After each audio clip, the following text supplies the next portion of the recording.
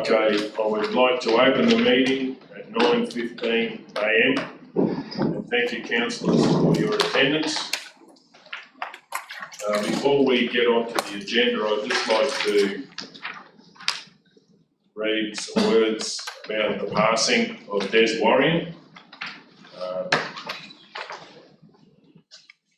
I'd like to take a moment to acknowledge the recent passing of local resident, Injune resident Des Warren. Des was a special person in the community, a rare find who understood the difference that an individual can make when genuinely caring about the community, volunteering his time, wisdom and hard work. Des shared all of these things as a young man through to the end of his time with us. At the young age of 17, he became treasurer of the Injune Race Club, which at the time incorporated the Race Club, the Camp Draft Association and the Radio Association. He continued to actively contribute right up until he passed away. He announced almost every camp draft in the district for about 50 years, following in his father's footsteps. A fire warden in Injune district for over 50 years, he commenced in 1973, taking on challenging responsibilities, particularly given the considerable number of dry times experienced. Only 2 weeks ago, we received a letter to congratulate him on his successful nomination for the National Medal First and Second Class. These class recognise his commitment to ethical standards, personal integrity and diligent service over a prolonged period with Queensland Fire and Emergency Services. Des also served on the Ambulance Committee for over 40 years, holding positions of Treasurer, Chairman and Vice President. He was in Lions, Bowls Club and on the Correctional Service Committee. He was Chairman of the Injune Hall Committee for over 25 years and served on the Roma Hospital Board as the Injune representative. And in fact, at one time, he was chair of 7 local voluntary organisations all at once. Des was very proud of his Premier's Award, received in 2002 from Premier Peter Beattie for outstanding service to community and Queensland. He also received numerous nominations for volunteers for Volunteer of the Year in the Injune community. He was a life member of Injune Camp Draft Association and Injune Bowls Club, and also patron of the Bowls Club in recognition of his commitment to these organisations. In 1970, Des started a new project, writing and visiting state and federal government officials to inquire about the possibility of building a retirement village in Injune. In 1987, there was a public meeting which was called to see if the people of Injune and surrounds would be interested in the idea of a retirement village. The meeting was well attended and it had overwhelming support, and then the Retirement Village Committee was formed as Des is the president. A large amount of funding was donated by the former Bungle Shire, Acadia Recreational Association, the Lions, Apex and the Rotary Clubs of Roma. The committee continued to raise funds with camp draft and other events. The building was completed and the Injune Retirement Village had their first resident in September 1991. It was officially opened in 1992 by Senator Brian Burns. Des went on to manage the village voluntarily with his committee for from 1991 to 2000. And then after the operator had relinquished its right to the retirement village, Des with his band of volunteers and committee people actually came in and started to do it again. And that has happened since Jill Pinaroo has taken over the management. So it's very sad with Des's passing. He leaves a great legacy of a lifetime of work that will continue to be valued for future generations in the town of Injune. His memory will live on, and I would just like to pass on behalf of council, our condolences to the family, and he will be sorely missed. Okay, so then we'll move on to the agenda. Do we have anyone to move on the minutes? Councillor Edwards.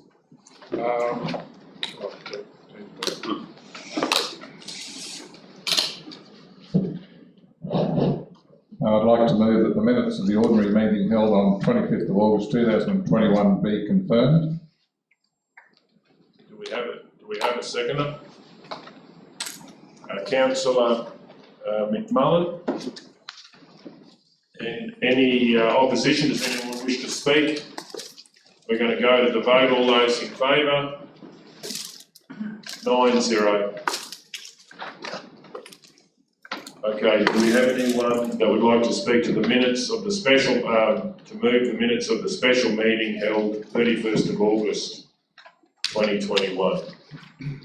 Councillor Taylor. I'd like to move that the minutes of the special meeting held on the 31st of August 2021 be confirmed. Do we have a seconder? Councillor Guthrie.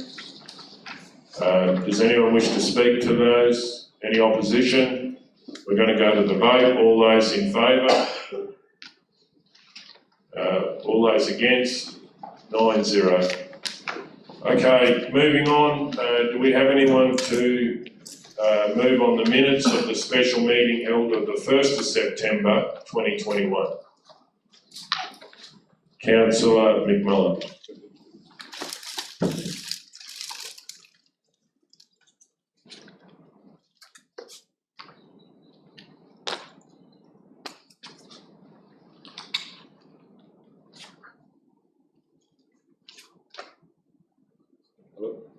It just takes a little while. It's on. It just takes a couple of seconds. Yeah, it takes a couple of seconds. Mr Mayor, I'll move that the minutes of the special meeting held on the 1st of September 2021 and scheduled to commence at 3 p.m. be confirmed. We have a seconder, Councillor Ladbrook. Any opposition? Does anyone wish to speak? We're going to go to the vote. All those in favour? 9-0. Okay, do we have anyone to move the minutes of the special meeting held the 1st of September 21 that was scheduled to commence at 6:50 p.m? Do we have a mover on those minutes? Councillor McMullen. Mr Mayor, I'll move that the minutes of the special meeting held on the 1st of September 2021 and scheduled to commence at 6:50 p.m. be confirmed. We have a seconder. Councillor Burkett. Any opposition? Does anyone wish to speak? We're going to go to the vote. All those in favour? 9-0. Okay, so we're moving on. If there's no other business, we will move on to the agenda.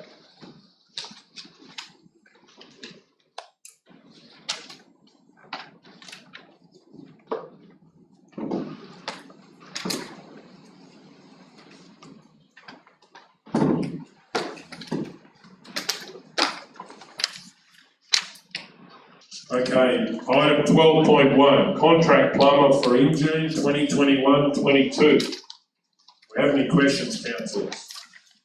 Okay, do we have a mover? Councillor Burkett. I'd like to move that Council 1, Council engage the trustees for Port Bury Family Trust, Port Bury's Plumbing Service Proprietary Limited to complete Injune plumbing maintenance work as required for the financial year 2021-22. 2, this engagement to be 31st of July 2022. 3, the engagement be made in accordance with S235A of the Local Government's Regulation 2012. That the local government resolves it is satisfied that there is only one supplier who is reasonably available. And 4, Council authorise the Chief Executive Officer or Delegate to execute the deed of agreement. And 5, expenditure to be assigned to the Injune zone water and sewage maintenance work orders.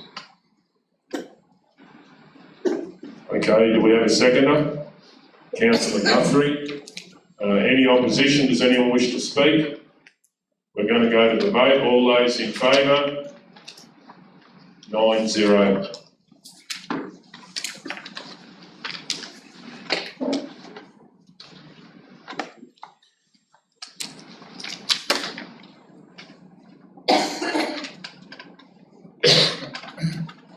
Item 12.2, delegated authority for the Chief Executive Officer to sign the DTMR deed of indemnity of construction of water main to the road reserve in 2021.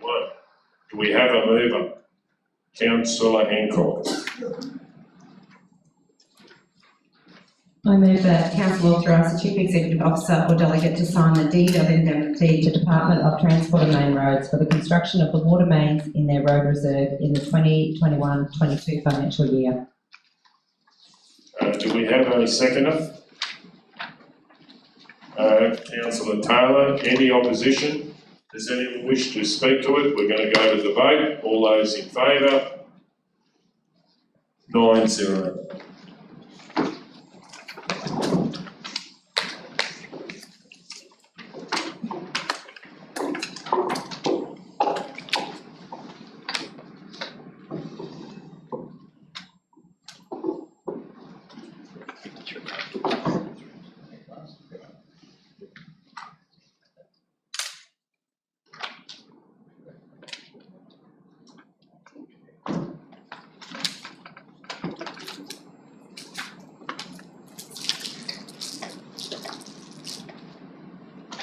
Okay, item 13.1, Neil Turner Weir. I would like to move that council write to Sunwater to investigate the details of the opportunity to transfer the Neil Turner Weir infrastructure and land in the vicinity of the Weir to council. And then revisit its plans for the site when the concessional deed between council and Sunwater expires in 2025. 3, give in principle support to Baringa Action Group proposal to develop additional parking space at the Neil Turner Weir for a further report to be tabled at council when more information and costings are available.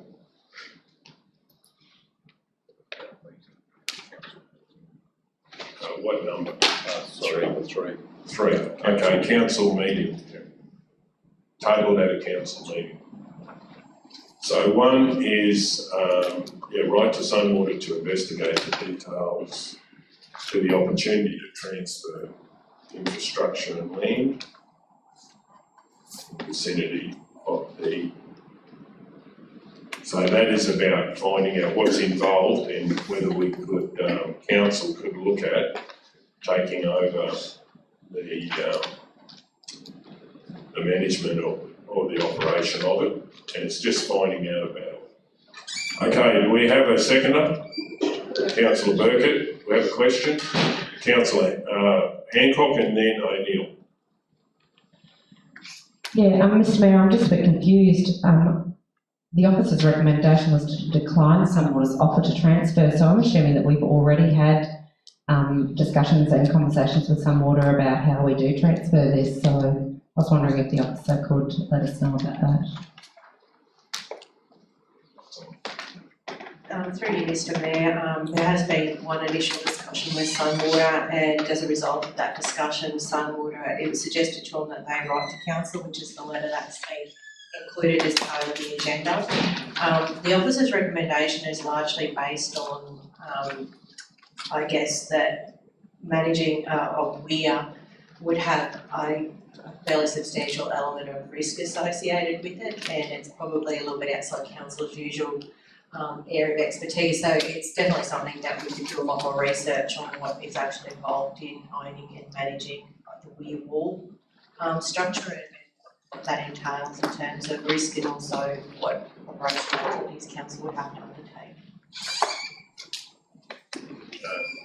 Councillor O'Neill. Mine wasn't so much a question, more a suggestion to amend one, which is to authorise the CEO or delegate to undertake further due diligence on the matter before council, and that a report with all those details, which the manager's just alluded to, come back for further consideration. I just don't see what we'd get out of writing again to Sunwater, given they've written to us, but if I'm getting the spirit of what you're proposing, you want more information to come back for council to consider, well, let's empower the staff to go and do that.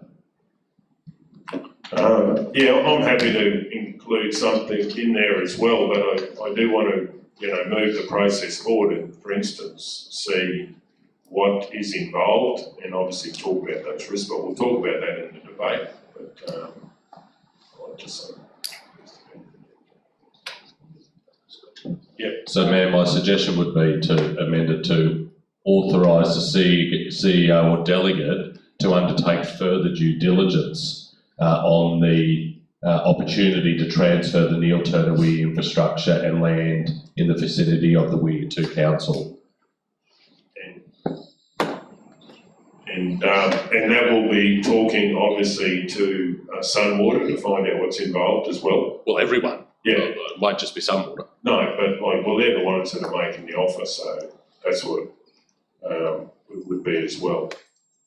So yeah, on that basis, I'm happy to include that as well, on the understanding that we will be talking and progressing it with Sunwater as well.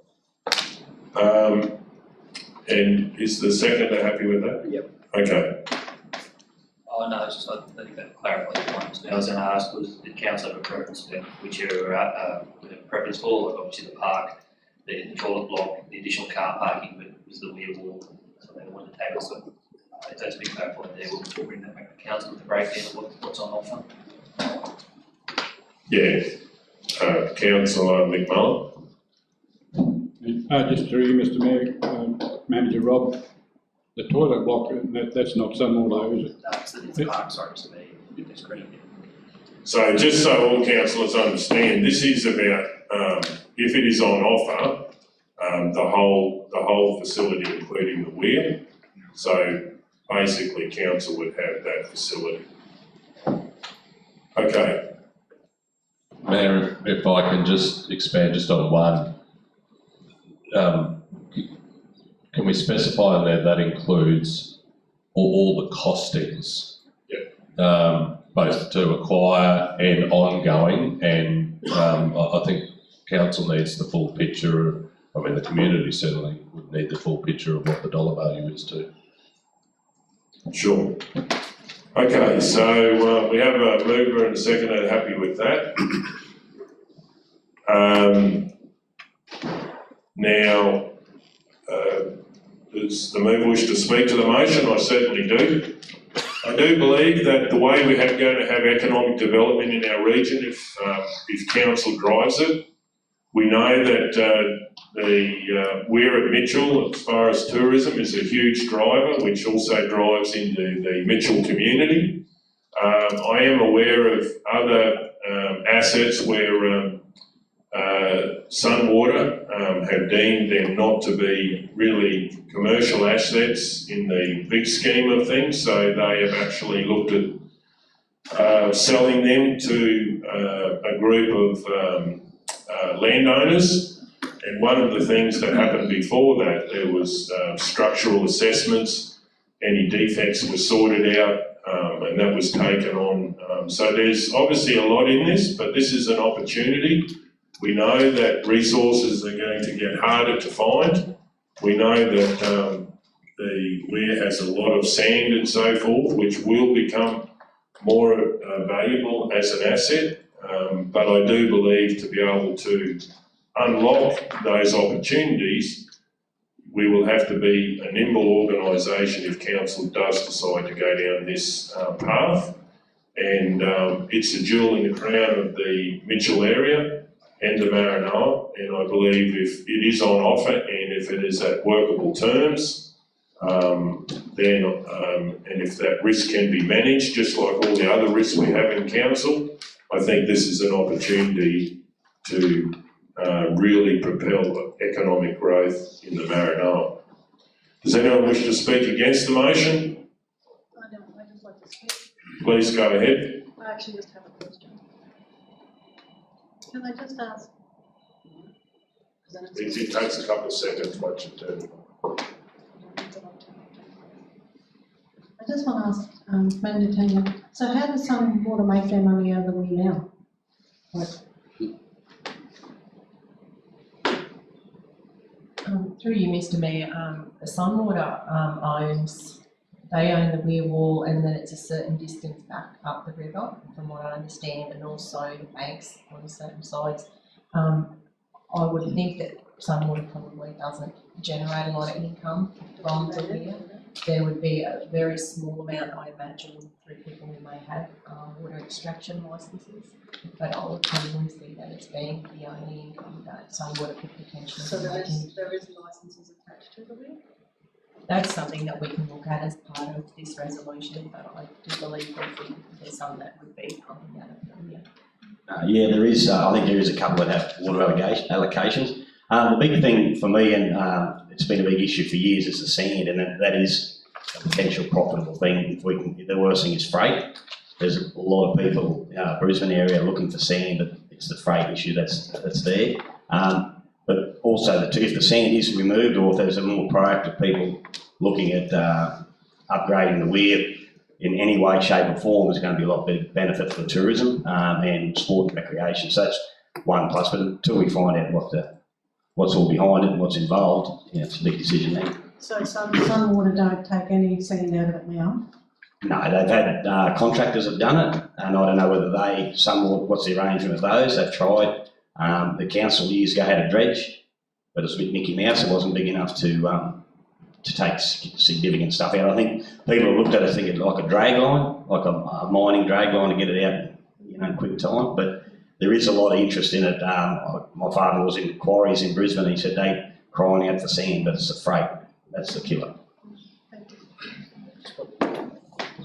Councillors, just in relation to the first dot point there, so we're investigating what's involved with the actual infrastructure. We'd like the officers there to also investigate, does that actually give us the ability to do extraction as well? Yeah. Because it might just be the wall. So we can do that as part of that report, councillor, if you like. Yeah, no, that is what the intent is. We're happy with that. The council understands that's the intent, looking at all opportunities. Does anyone else wish to speak? Please go ahead, Councillor O'Neill. I'm in favour of this, but for me, it's simply just to kick it along to understand what the full picture is. I don't know whether this is a good or bad thing. I don't know whether it's going to be too costly in the long term for the rate base. But until we get the full costings and understand what that business case looks like, I can't make a decision. So I think we need to manage expectations here with the community. Whilst I agree with what the Mayor said in terms of the economic development opportunities that this may present for the district of Mitchell, it may get to a point, or it may not, where the cost either allows it to go ahead or it doesn't. But until we get those figures back and understand the bigger picture, my support of this today is just simply to, as I say, to kick it down the road and to get that back in a full report to council. Okay, does anyone else wish to speak? I'll sum up. I certainly do believe if the question is how much money is being made out of the Weir, I think the biggest amount of money is made by the community of Mitchell and the Maranoa. And I think that as councillors, we need to have their interest at heart. And if we can have a way of cutting out the red tape and getting involved, obviously we've got to look at the figures. It's a bit like saying, do you want to buy something and you haven't seen a contract? Of course you've got to go and have a look and see what the pitfalls are. But if we don't proactive, if we don't get behind things and start to look at making it happen, nothing will happen. So I certainly believe that And part of this will be actually looking at the economic benefit that Weir at the moment brings to the region, because the last thing we want to see is that it could turn into, less maintenance and so forth, whereas the local community would have it at heart. So let's get all the information, get it back to council, and it's up to council to decide. Okay, well, on that note, we'll go to the vote. All those in favour? 9-0.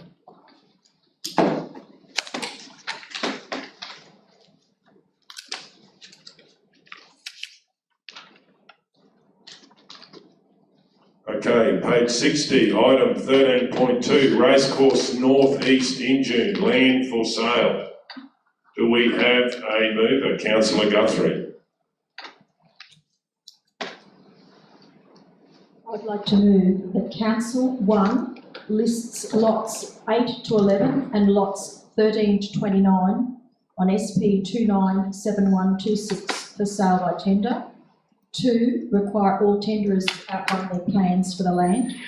3, include in tender documentation and as a special condition in the draft sale contract that successful tenderers must construct a compliant dwelling on the land within 2 years of purchase contract completing, and the council has the right to buy back the land at the same purchase price paid by the successful tenderer, less council's legal costs, duty and registration fees to reacquire the property, to the council for the land if construction is not completed within this time frame, as well as any other related special conditions recommended by council's lawyers to protect council's interest. 4, retain lot 30 on SP 297126 for future council housing development. Councillor Guthrie, I'm happy to second that. I was just wondering, in point 2, require all tenders to outline their plans for the land.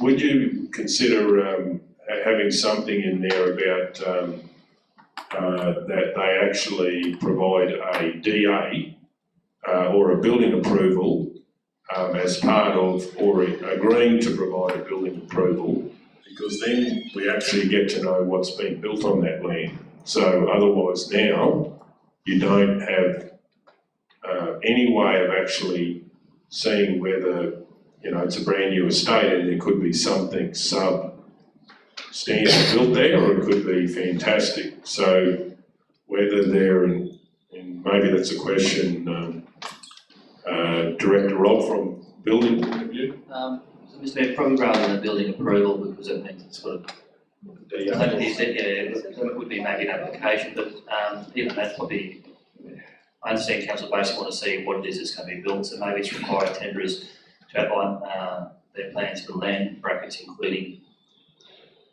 Building designs. the building design, where you can actually see the plans, so without looking through the DA, because they've got to pay an application fee, that was all. So. Mr Mayor, I have to say I wasn't in favour of that, only because it drags on a process, and if they've only got 2 years from the time of buying to actually have the construction undertaken, it just becomes another hurdle for people. I would actually prefer, as in number 2, having their plans for the land or something that continues on there that gives an indication of what they're going to build, because it is residential land and there's one block there that is big enough, and I think in Manager Jones' comments, it could be a duplex, which would be appropriate with the size of the land and the location. I would prefer to see this just opened up and given an opportunity for people to buy and start constructing. And I think that when you're buying something with a new house, you'd be thinking in terms of the best that you could money. So maybe in 2, I'm happy to add in require all tenderers to outline their plans. So is it including the building design. I think that would meet what your intention is, and I think that would then open it up a little bit, give a little bit of latitude for people who are a little bit interested. It's all, basically, looking at making sure that we don't have substandard development there, and then you set a standard because it's so good. Councillor McMullen, and then Councillor Hancock. Mr Mayor, through you, I've got a couple of questions if we could. In the body of the report, there's dollar values are quite, referencing stage 1 and stage 3.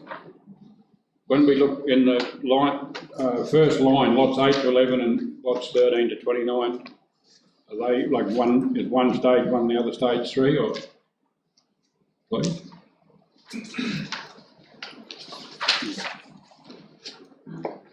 Thank you, Mr Mayor.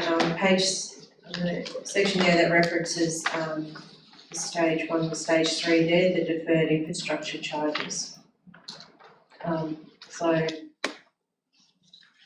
that's what I'll be able to elaborate on what infrastructure charges are. What page are the infrastructure charges? 65. 63 onwards. 63 onwards.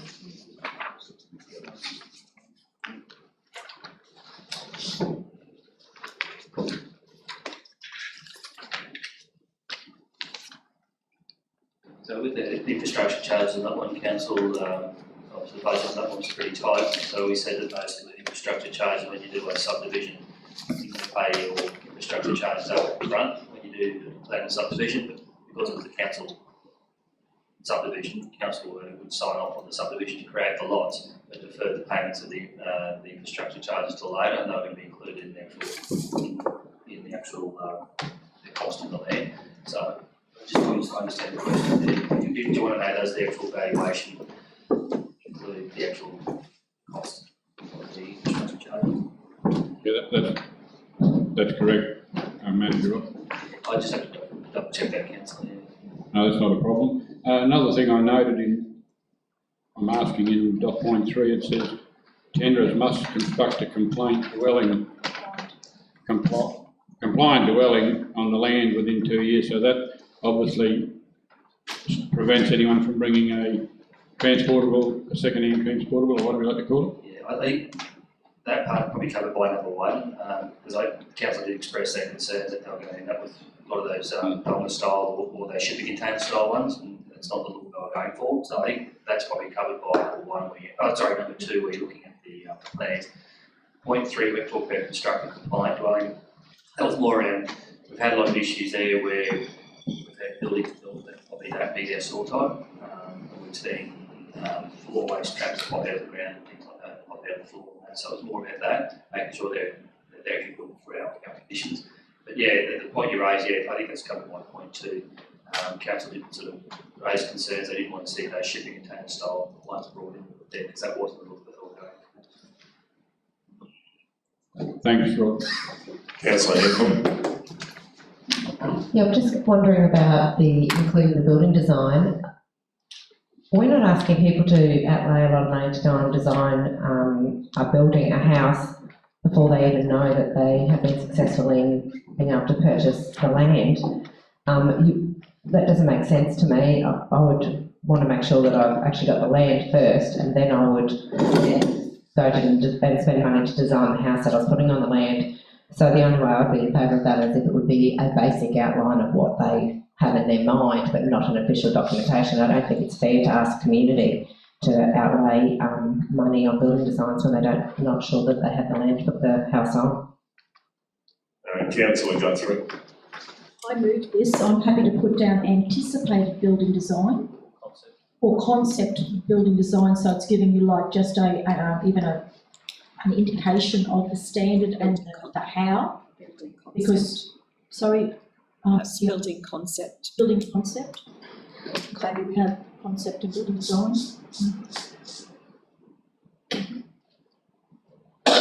Yeah, no, I'm happy to as a seconder. Okay, any other questions? Does the member wish to speak to the motion? I'm just hopeful and anticipating that this will be an opportunity for people who are interested in buying a block of land in Injune and building a house. I'm hopeful that this will actually encourage a little bit of growth and a little bit of movement forward. And the land has been there for a while, so it's really good to have it available to the public. Does anyone else wish to speak to the motion?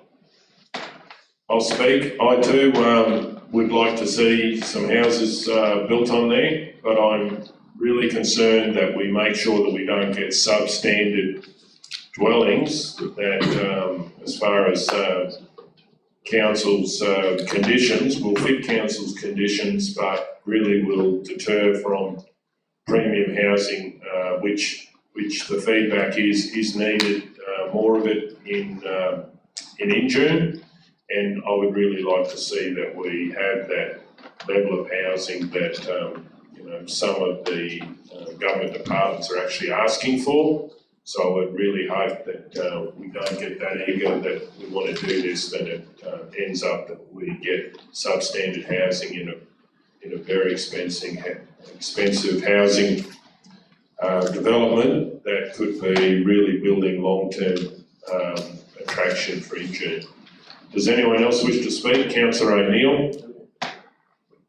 Thanks very much, Chair. I'd be remiss of us not today to acknowledge my former colleague, Councillor Joy Denton. One of the streets, or the street of this particular estate, is named after Joy, and Joy was a very strong and passionate advocate for the development of this land in the time that I shared with her on Maranoa Regional Council, and in line with what the mover has expressed today, the quicker that we can get this going, the better it is for Injune and the opportunity that this land presents to allow, either locals to build in this estate or attract new people to the community. I think will be a truly great benefit to having this project come to fruition. And I just want to thank Joy for the tireless work that she did in getting this to come to where it is today. Sorry, Councillor Mullen, just back on that question of yours there in terms of the infrastructure charges there. So yeah, those amounts, so just looking at those GLs there. So basically when a parcel land is sold, round things over, but say it's sold for $35,000 or $5,000, that would actually have to go back into the actual offset the cost of the construction charges. So it's going to tender, so obviously providing meets valuation there, that amount would actually get subtracted into some charge amount. So it's either $5,000 or $7,500 that GL. Okay, does anyone else wish to speak to the motion, for or against? I've just got a question, Mr. Please go ahead. So have we got a minimum price? No, we don't. That? Because it's going to tender, people will put their prices in, and it's all confidential what happens. So even if it is a small amount, we accept it, or? It'll come back as the tender will come back to council, and then the full council will consider. So we haven't got a value in mind? No, we cannot give the community a value as far as, I don't think there's been any council decision on a value. So people just need to put what they believe. Yeah, no, that's all I want to know. If we've got a amount of money in mind, that if it's below that, we won't take it. That's correct, Mr. Mayor. So basically, when council disposes of an asset, in this case land, we obviously have a valuation of it.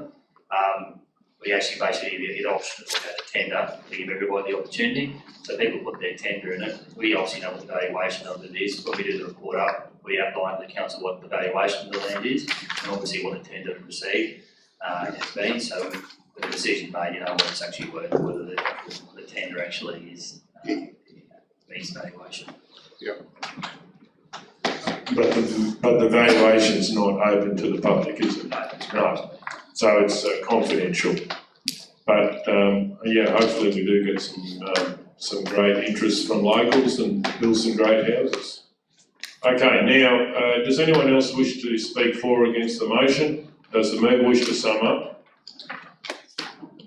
Just to say, it's a great opportunity for me to thank you.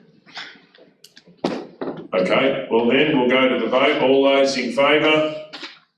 9-0.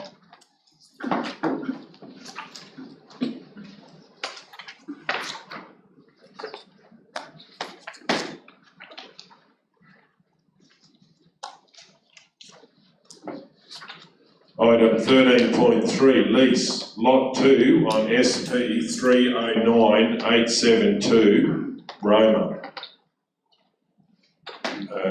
Councillor O'Neill.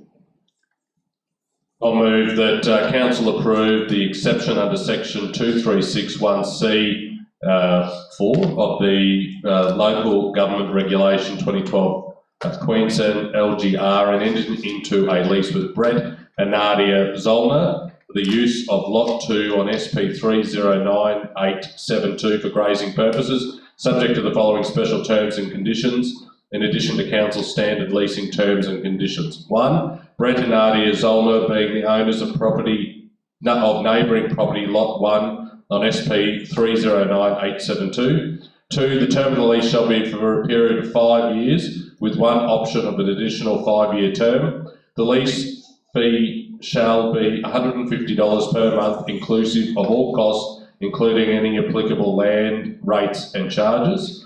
The lease contains provisions to protect the integrity of the levy bank and allows council access to inspect and undertake all necessary maintenance work on the levy bank. And 5, council authorise the Chief Executive Officer to execute the lease and all other documentation relevant to the lease agreement. I've just got a question.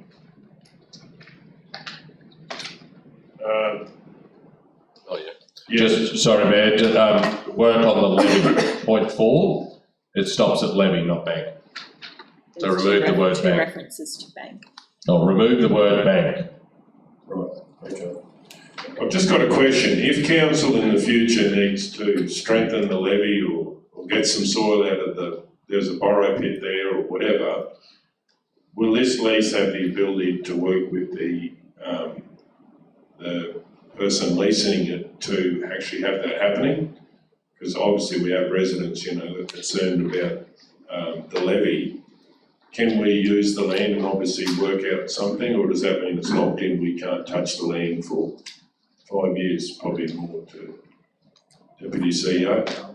Certainly the levy bank, Mr Mayor, that we can touch at any time, the levy bank. But the portion of land that we're leasing out, which is on obviously the Buckle Creek side of the levy bank, we can put it there a condition that the council maintains the right to access for whatever purpose. Well, just in case, to the mover, just in case we did have to do something and that land is part of it, and obviously that might have to be some form of other for the, to compensate. Would the mover be willing to put in some clause that we do have that come back if we have an urgent issue with the levy? I'll just move that this lays on the table to later in the meeting for, I don't want to do this on the fly, if correct wording to what the spirit of what the Mayor's raised can be generated. So I've moved that this lays on the table. All those in favour? 9-0.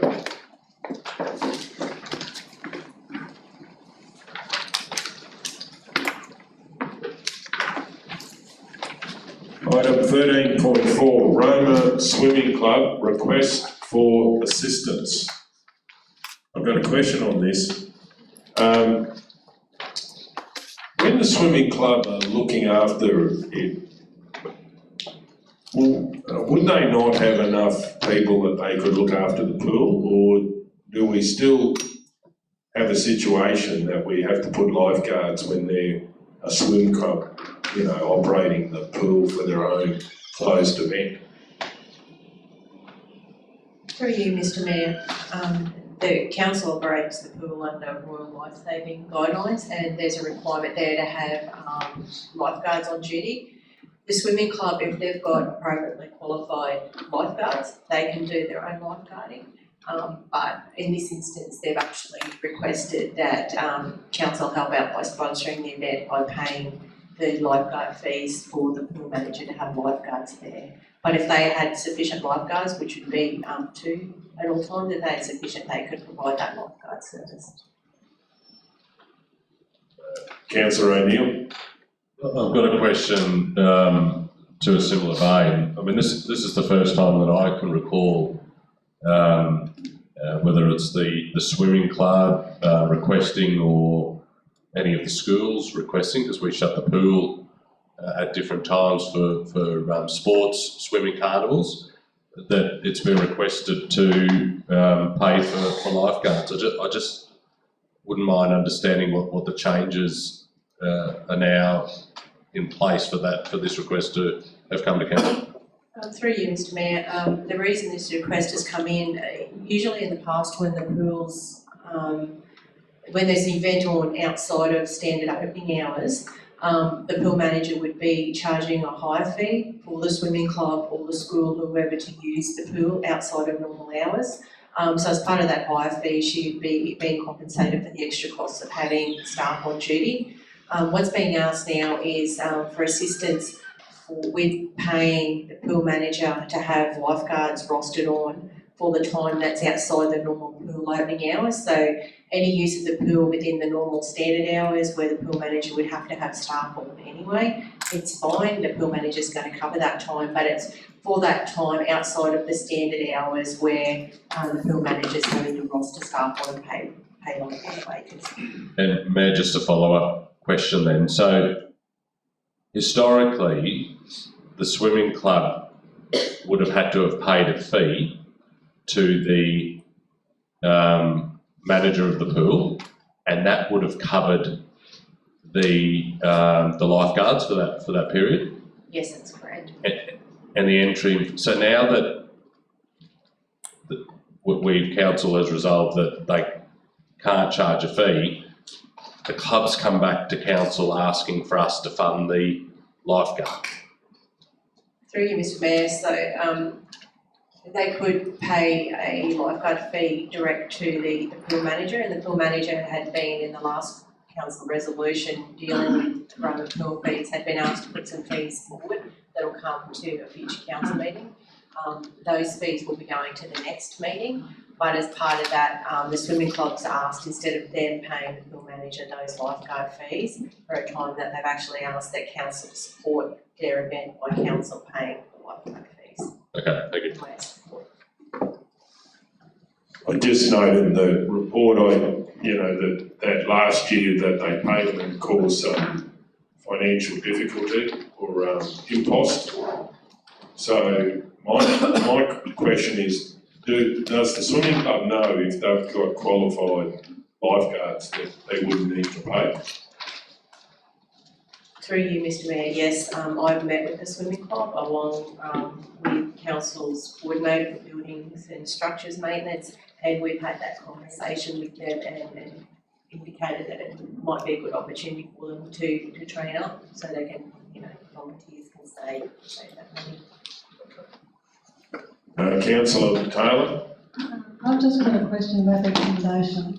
I think it's really sad that the PCYC haven't stepped up to that. Did they give a reason? Through you, Mr Mayor, the reason PCYC gave was that not everyone there would have blue cards, and that was their official reasoning. So we're just hoping that maybe a formal approach to PCYC, they may rethink their position on it, being that we haven't been able to identify another location in Roma that's suitable for people to sleep in, that's up to the fire safety standards. What about the Deferred board? We've probably looked solely at council facilities, we haven't looked further afield at school facilities.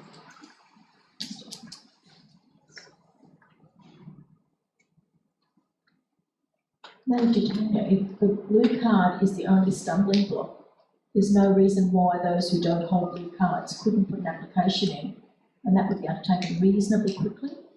So if that's the only stumbling block, that would be one that I would think that a conversation could be held with those, and volunteers, there's no cost to it, they just got to actually put the paperwork in. So it might be something that, if that's the only stumbling block, that would be a shame not to use the PCYC just through a procedure or getting the right paperwork, because it can be obtained. Councillor Taylor?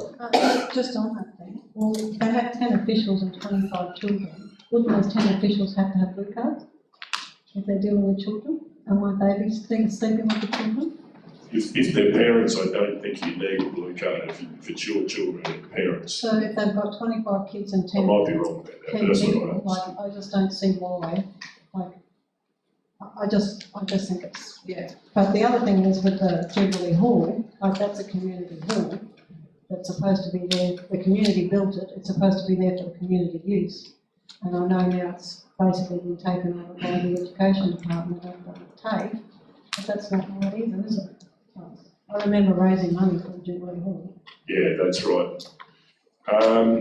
Okay, do we have a mover on this one? Question, Councillor Hancock. So, Manager Tony, does everybody who enters the PCYC now have to have a blue card? I actually don't quite understand that reasoning, because I would be thinking that people who go and enter the PCYC would have a blue card. Through you, Mr Mayor, I'm not sure what the background behind PCYC's position is, but that's the indication we've been getting is regarding the blue card. I mean, we've just probably added that as a point in the recommendation today. We're quite happy to go back and have further discussions with PCYC in regard to and get further clarification as to what the issue is. But what the councillors were saying as well, that most definitely with that number of supervisors and children, it's very unlikely that there's going to be any unsupervised children at any time in the facility. Okay, well, if there's no more questions, I'm happy to move the council approve the request for exclusive use of the Denise Spencer Memorial Swimming Pool, Roma, on 27th of November 2021 between the hours of 8 AM and 3 PM, and 28th of November 2021 between the hours of 7:30 AM and 12 PM for the annual Roma Swimming Carnival. Advise the community of the closure through a notice at the pool and media releases. 3, sponsor the event by paying reasonable lifeguard fees outside of the normal pool operating hours. 4, hold a big rig night show on the Saturday the 27th of November 2021 with a set entrance fee of $25 per person, and consent to the Roma Swimming Club holding a barbecue in the parklands to coincide with the night show. And formally approach PCYC management in regard to the Roma Recreation Centre being made available for overnight accommodation for visiting teams travelling to Roma for the swim meet,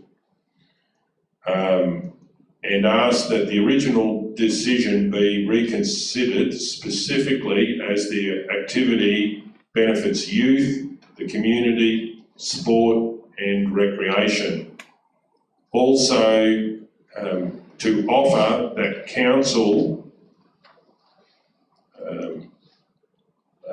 lease or rent the space for the times, so it will not be the responsibility of PCYC. And then I'll put an extra point in there, point 6, that other venues be considered if needed, i.e. Jubilee Hall. So it just gives the officers opportunity to go and look for something else. So you're going to pay PCYC? No, just basically, basically book it, and it will be council's responsibility to book the space, just like we do let out the halls and so forth, because they could be worried about their own risk, and this would take their risk away. Councillor Hancock. Rent to me seems like there's a money transaction involved, but I actually believe that council already does pay some money to the PCYC, and so I'm just wondering, I'm concerned that that looks like that you're wanting to pay for the PCYC for the night. Does council,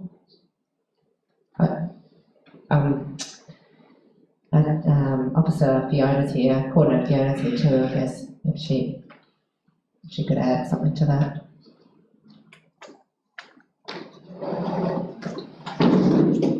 through you, Mr Mayor, another point there was it's the swipe card for the 24 gym access. So the blue card is one factor, but the biggest factor is that people can still access coming in and out. We did ask, can the swipes be, deactivated for just that one evening, and they said no. So the acting PCYC branch manager did try very hard to get this over the line. They did say that there's an area above the dojo, the martial arts area that was the old Kimber gym, and that they were prepared to put the children in there, and then basically that would be a closed space for the evening, no children in or out, with a parental guidance in that space, and PCYC management was still not okay with that. So I think the other thing that the acting PCYC branch manager was discussing directly with Roma Swim Club was not Jubilee Hall but the Anglican Church Hall. And apparently they are quite receptive to people staying overnight there. I just don't know what progress had been made there. But to answer your question, Councillor Hancock, about support, I suppose, yes, there are the support around electricity and things like that. We do also provide considerable support as well through court hire to Maranoa basketball and any other sports that approach us. We do prop a lot of court hire and that up in that building. So the PCYC is a council facility. Council owns the building. It's under a lease to PCYC. They manage it, but council still does, has to do a lot of maintenance, major maintenance there. Thank you. Yeah. Councillor Taylor. So just going on what the owner says, you might as well take the PCYC out of that. I think the officer's recommendation was to formally approach, and anyway, we'll get into the debate, but point 6 is about looking at, and 7 is other opportunities, other venues. But I do think that, like, they've got a lease, so you just can't roll in there and say it's our building, move over, but it might be another way to look at it. Just a point. It's matter to tell the PCYC, you would have read in the body of the report there, it is also a disaster coordination. So that's we meet there too, so we're going to have the same problem if we have another severe flood there as well. We need to sit down with PCYC and discuss how we can manage that. We had the issue last year with the basketball there, myself and Janae had a volunteer time to actually sit in front of the door of the gym and stop the basketball kids. That was the arrangement, and so that was the only reason that Maranoa basketball participate there was if we provided a self-contained security guard sitting on the thing there, so we might, there's ways around, but we can take a formal approach to them. Councillor McMullen. Mr Mayor, I'm just wondering with dot point 6, rather than say offer to lease or rent the space, I won't have the exact words right, but to offer to manage the space for that period of time, something like that, rather than rent or lease.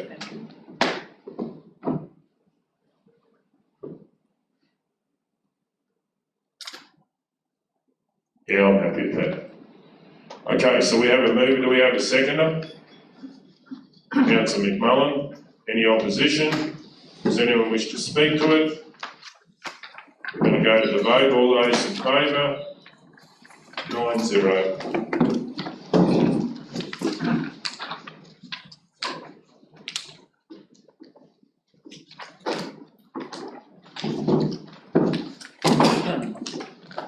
Item 13.5, request for sponsorship, Begonia State School. Councillor Hancock. I move that Council 1 sponsor Begonia State School's 50-year reunion to the value of $500 from the sponsorship budget GL 02887.2249.2001 to is acknowledged in marketing and promotion where possible. Councillor McMullen seconds that. Any opposition? Does anyone wish to speak to it? Councillor Hancock. Yeah, thanks, Mr Mayor. I'd just like to acknowledge Begonia is such a great little community that you know, generally stands on their own 2 feet and has a wonderful community vibe to their area down there. And I just think that this is a wonderful opportunity for council to get behind this organisation and to celebrate the school's 50-year reunion with them as a community. So I think this is a very worthy sponsorship. Okay, Councillor McMullen. Yeah, Mr Mayor, I agree with everything Councillor Hancock said. In addition to that, Councillor Edmonds and myself travelled down there recently for the opening of their newly renovated internal part of the hall, and they've done a wonderful job there, so I think this is a good thing. Does anyone else wish to speak? Certainly will. Yeah, fantastic community down at Begonia. And, you know, they've got a great community spirit. They've had some pretty tough droughts, and I hear that it's still not great in areas there that have missed out, so I hope they get some good spring and summer rain. But anything we can do to support the communities I think is fantastic. Okay, does anyone else wish to speak? We're going to go to the vote. All those in favour? 9-0. Okay, page 95, 13.6, request for sponsorship, Maranoa Triathlon and Multi-Sports Club. Councillor Ladbrook. I'd just like to move that council sponsor Maranoa. Councillor Ladbrook, could you just wait for that, just for the video?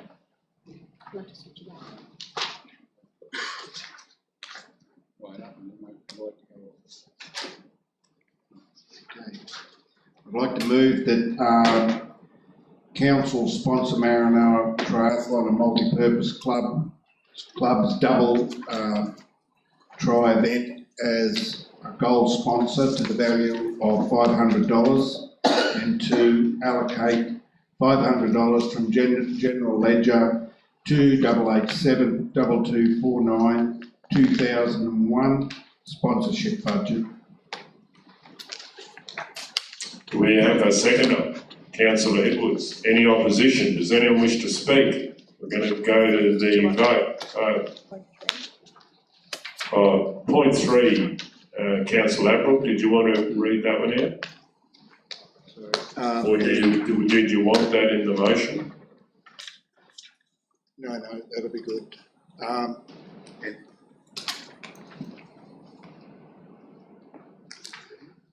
Takes a couple of seconds once you turn it on. Yep, and number 3, acknowledge in marketing and promotion where possible. That'd be the Maranoa Regional Council. Yep. Okay, the seconder happy with that? Okay, that's the motion. Anyone else wish to speak? For or against? We're going to go to the vote. All those in favour? 9-0.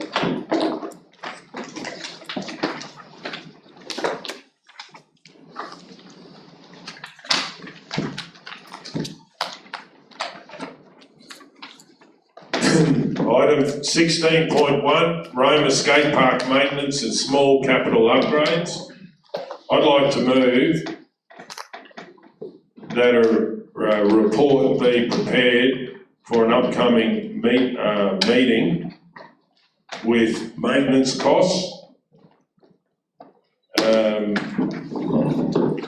and also small capital upgrade costs, with the view to include small capital upgrade costs in the skate park upgrades.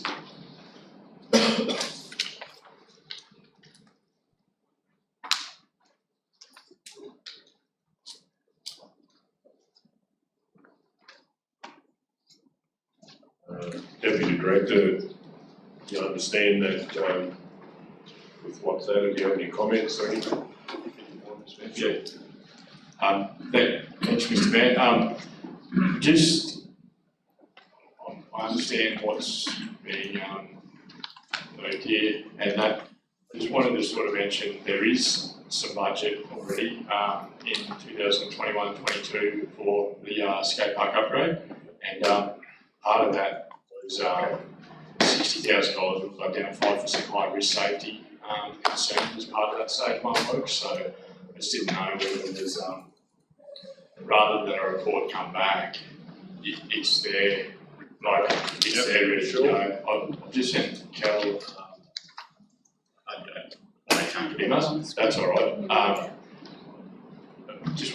just raise this as a potential that council note that approximately 60,000 has been included in the 21-22 budget to be undertaken, for maintenance to be undertaken at the skate park as part of the stage one. Sorry, slow down. And in terms of the feedback about the small capital upgrade, we're currently right in the middle of designing the skate park and the tricks at the moment. And I think there'd be a way to fast track that input straight into that process if council and obviously yourself would be happy with that. So yeah, no, I'm happy with that. Yeah, just I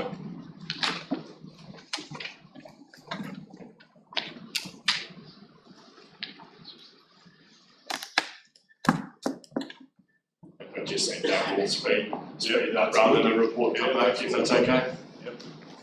Just for councillors' benefit and Deputy Director and others, the pictures that we have in our report, the first picture is actually photo 1, the edge of the skate bowl. That's actually area where their landing area is too small and they go out onto the, and that's why it's not grass, it's dirt. So we're talking about, they asked for, I actually met with 2 of our young people that use the skate park. They were very informative. I took some photos and I said I'd take a report to council. So photo 1 is about the extra couple of metres of cement. Photo 2 is the rectangular section on the other side of the big bowl, extra 2 metres of concrete. Photos 3 and 4 are actually just maintenance things that they brought to the attention and can be done. And then photo 5 is the bolts missing on that half pipe there. Photo 6 is actually a bigger platform because it's bigger on one side, but it's only, so you actually land and you hit the you hit the safety fence. And then photo 7 is actually a smaller spine, a 3/4 spine, but a no pipe, a rollover, because these young residents are actually scooters, and that's actually meant for skating. So when you roll over the top and they just want a smaller one. So I said I'd take that feedback back. So Councillor Taylor. So through you, Mr. Mayor, Deputy Cam, that was really my question. Like, if it just needs to be done, we've got the money, we should just do it. Like, it just, it looks like a safety concern anyway. So, and you're only going to do enough to get us through till we do the major project anyway. Would that be right? Yeah, that's correct, Councillor Taylor. So when I see this report, as I said, there is budget there. I think this will fast track the work straight into there rather than wait 2 weeks or 4 weeks for another report to come back. And as I said, we're right in the midst of doing some detailed design on some of them skating features. So I think that's a fast track to get that feedback around the 3/4 spine into those. Councillor Hinkle. Yeah, so I don't have any concern around doing the maintenance work straight away, but the small capital upgrades, I just think that, and I understand the urgency of it, but, shifting the shade structure over the skate bowl or installing a new shade structure over the bowl, stuff like that, I just wonder if that is a necessity to do immediately, or whether that's actually going to be, we're going to shift the shade structure and then it actually won't work in with the master plan that we're doing for the skate park. And so I just don't want to see wasted money where we're doing these small upgrades that essentially then we'll take down when the shade structure comes up. So my concern is that if we just go, yep, go ahead with all this, I don't actually know what is essential, and I don't know what is in line with the master plan, and I don't know what might have to be changed if we do this now to then incorporate the master plan. So that is my concern about just going ahead and doing all the upgrades, because I don't really see the point in moving a shade structure or building a new one if we're then going to replace it or pull it down. So I guess that might be a question to through Deputy Director. Through you, Mr. Mayor, so the maintenance, what I understand, the maintenance in the report is the damaged concrete at the ends, the bowls missing and that. The small capital upgrades, what I'd be suggesting there is that feed into the overall master plan, so that that's done as, is designed in as part of the master plan, like the small capital upgrades. This, what's in the stage one of the master plan that's funded at the moment is for maintenance work only, so I wouldn't, if this, say, resolution was to get up, it probably, we'd be taking the feedback on board on page 103 about the small capital upgrades, but there's not enough money there.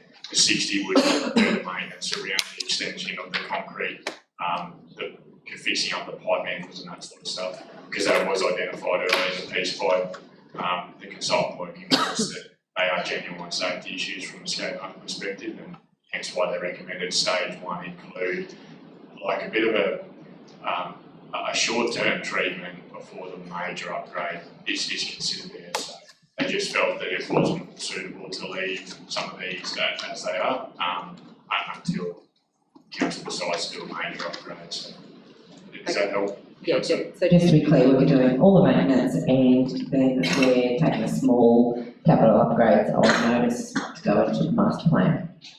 Yeah, and what I'd like to move is that I'm happy with the different wording, on the understanding that we do get prices back for the small capital upgrades, and we consider that when we see the master planning that's done. So it wouldn't have to be in there, but it would just tell us at the same time, because we're going to spend a considerable amount of money up there, and if these small bits of concrete could be done at the same time, we get prices. Obviously, from what Deputy Director said, we won't have budget for it necessarily, but it could be something that we could get the pricing back to say, this is what the kids, and it's not mega money, let's at least get the cost back. But I think the understanding is that the maintenance would be done on the small capital upgrades. Does that make sense, Deputy Director? Yeah. Okay, so I'll move that. Is there a seconder? Councillor Burkett, any opposition? Does anyone wish to speak to it? I certainly do.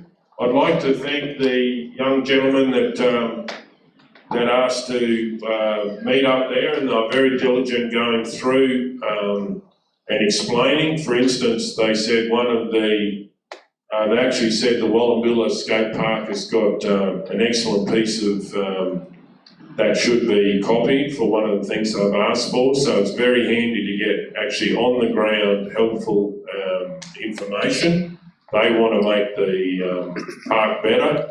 They also comment on the fact that why is the shade not over the actual skate park and it's next to the skate park, and you scratch your head and you go, well, that's a very good reason. So there's no shade where the kids are using all the time. So all of this information can be fed in to the master plan. We can also get costings back if council may wish to do it at the same time if it's not part of what has been budgeted. So anyway, very supportive of this, and thank the residents of the future to bring it to my attention. Okay, Councillor Burkett. Yeah, Mr. Mayor, I had feedback from that young gentleman's grandmother, and she was very impressed that that meeting took place. But I think it's we need to congratulate these young kids to stand up and have a bit of say, because they're going to be the future, and having input in something that they'll use 9 times out of 10 will be the right information. So yeah, thanks very much, that little fellow. Okay, does anyone else wish to speak? Then we're going to go to the vote. All those in favour?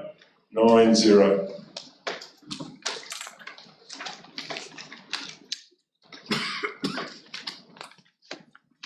Okay, item 16.2, council assistance in improving the grid. I'd like to move that a report be prepared for an upcoming council meeting. Do we have a seconder? Councillor Ladbrook. Any opposition? Does anyone wish to speak? We're going to go to the vote. All those in favour? 9-0.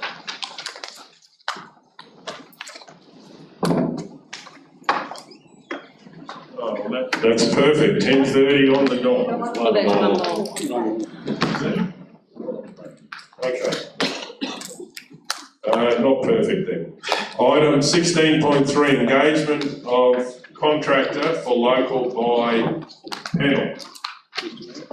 Please go ahead. Mr Mayor, I would like to move that Council 1 engage with Mead Perry Group to facilitate a rating category restructure. 2, timetable meetings between Mead Perry Group and relevant council staff and elected members to review their proposals and consider alternative rating criteria or descriptors and costings. Okay, do we have a seconder? Councillor Guthrie. Any opposition? Just a question. Please go ahead. Councillor Hancock. I'm just wondering why we've chosen that company.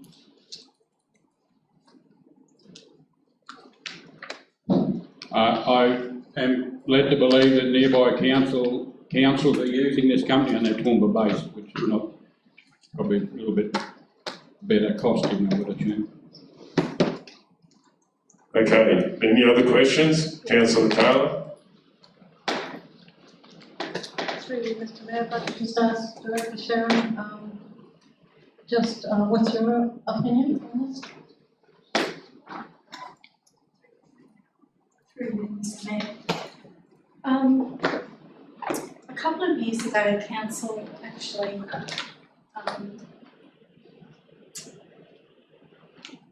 put in we have our own rates modelling software, so we can do rates modelling in-house now. It's called the IBIS software. We can analyse all the valuations, we can do our own rates modelling, we can actually look at different category options for council. We can do that all in-house now. In the operational plan for 2021, we did include a rates strategy, which would include reviewing our rating structure. We didn't include a budget allocation because we already have the facilities in-house to do a review. So my question then would be, why do we need to go in-house? Well, that's what we're going to debate, and we'll make a decision as council what council wants to do. So I don't think we've got the wording up there right. We'll have to get that again. CEO, please go ahead. Sorry, it's probably also worth noting, councillors, that we have over a number of years sought some independent advice, and that was through the AEC group. So they've done a lot of modelling. If you have a look on council's budget for last year, there was data that was compiled by them. So they have all of our history, etc. So I think there would be value in getting quotes from both of them and proposals from both. We'll just wait until we get this wording typed up. Please go ahead, Councillor Hancock. Yeah, Mr Mayor, I'm just wondering whether it would be of value, especially to the new councillors, to actually have a briefing or workshop or whatever you want to call it, prior to doing this, so we can actually even understand the processes of what you're putting forward. Well, I'd like to know the history. I'd like to know why we, oh, sorry, I said that because it was the Mayor's report, sorry. I'd like to know the history. I'd like to know why we've got the categories that we've got now and how we came to that. And then I'm not against having a review. I would just like to spend some time as council together to fully understand what we have now, why we have it, and what your thoughts are to actually what you think needs changing, because I don't know those thoughts and the reason you're putting this up. Yeah, Mr Mayor, I believe we need to get a different company in to start again, we need to change, we have the major issues in our rural categories with the variations and all the unimproved values, and we need to get some advice on how to change those categories around to get different variation, like different. So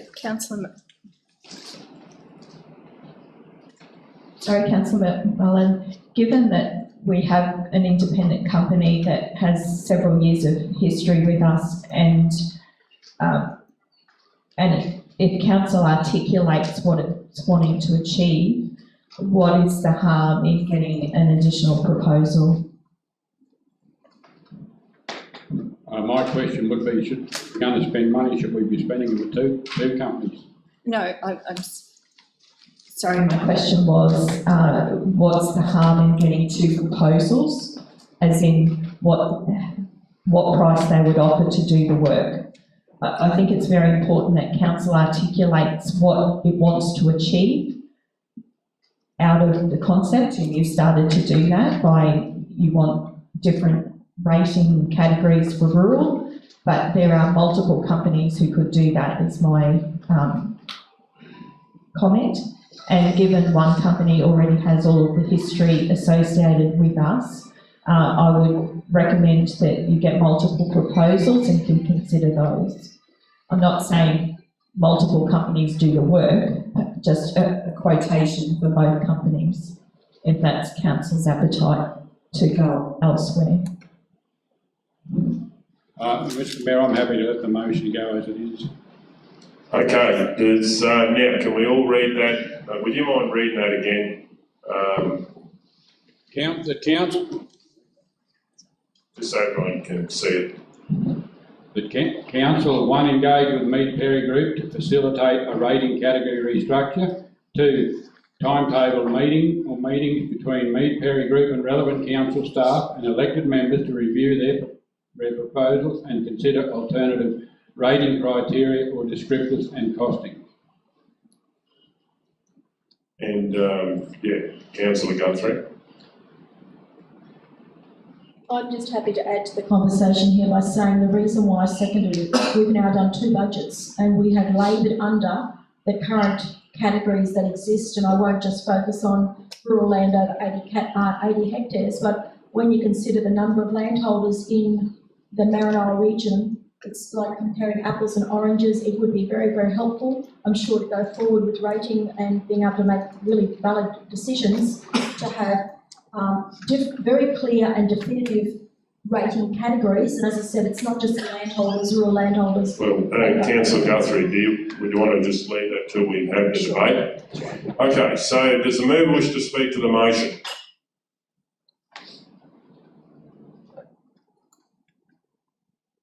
No, Mr. Mayor, I think I've had enough to say, thank you. Okay, does anyone wish to speak against the motion? Councillor Hancock. Yeah, Mr. Mayor, the reason I actually will be voting against this motion is, once again, I'm really disappointed that the opportunities to just sit down as a council and discuss this before going out and engaging with a company has been once again closed down. I'm really disappointed that we can't come together in a workshop or a briefing, discuss this first, fully understand what it is that obviously is in some councillors' head and they don't want to share it with us, before we go out and engage with the company. What are we actually going to engage with? Is it all our views? Have we all had the opportunity to put our views up? We haven't had that opportunity to put our views up, and yet we're going out and engaging with the company. I'm against this because, once again, the discussion as a council team is being closed down and not being considered, and for me as a councillor, that's very disappointing. Just to the mover and seconder, would you be happy in that first wording to engage via local buy? Via local buy? Yeah. Just to clarify that's how it would happen. Okay, does anyone wish to speak for the motion? Councillor Guthrie. Mr. Mayor, as I started to say, I'm happy to second that because I think we've now done 2 budgets and looked at rating categories and also trying to move forward. I think it's helpful to have a re-look at a different way of approaching and I do think that there's value in reassessing. It may be that we get feedback and we go, well, that's the best way to go, but I think if we're doing good decision making, we've got to have options to then consider down the track. Okay, does anyone wish to speak against the motion? Councillor Taylor. I'm with Councillor Hancock. Until I saw this agenda item, which is a one-pager, I didn't know we had a problem. Nobody's ever said we've got a problem with the rates and the rating scenarios and everything else. So, and maybe we have. I don't know. As Joe said, I don't know either. If we'd had a briefing and then this came to the table, I'd probably be halfway there. But I honestly don't know. I really don't even know where it's come from. So, and the fact that we can do it in-house just blows me away that we're going to spend money on something we can do ourselves. Does anyone want to speak for the motion? I'll speak for the motion. In speaking to the Mayor from Merway, they have had this company do a review into their rating categories. I think there's a lot of synergy between the Western councils, so I do believe that they have the experience and the challenges. Councillor Taylor, it was very clearly said in the budget that we are doing a comprehensive review into rating categories. That's in the budget documents. So, and I do believe horses for courses. So this is a company that really deals with doing these reviews and dealing with a lot of rural categories, and I do believe that they are the best people for the job. Does anyone would like to speak against the motion? Councillor O'Neill. I'll speak against this. I'm not surprised that this has come to the table. I know the Deputy Mayor foreshadowed his remarks around the budget, but a couple of points. The record will show that when moments ago the CEO provided advice that we should be getting 2 proposals, the Deputy Mayor looked to the Mayor and he shook his head. And that wasn't accepted. I highlight that, but the video doesn't lie. I'm against this simply because I think we should go out and get a couple of quotes, couple of proposals for us to consider. I'm not against reviewing the rating categories. I think it would be sound for us to do that. If there's an opportunity to do it in-house, great. If there's not, then there are a number of companies out there that could be engaged.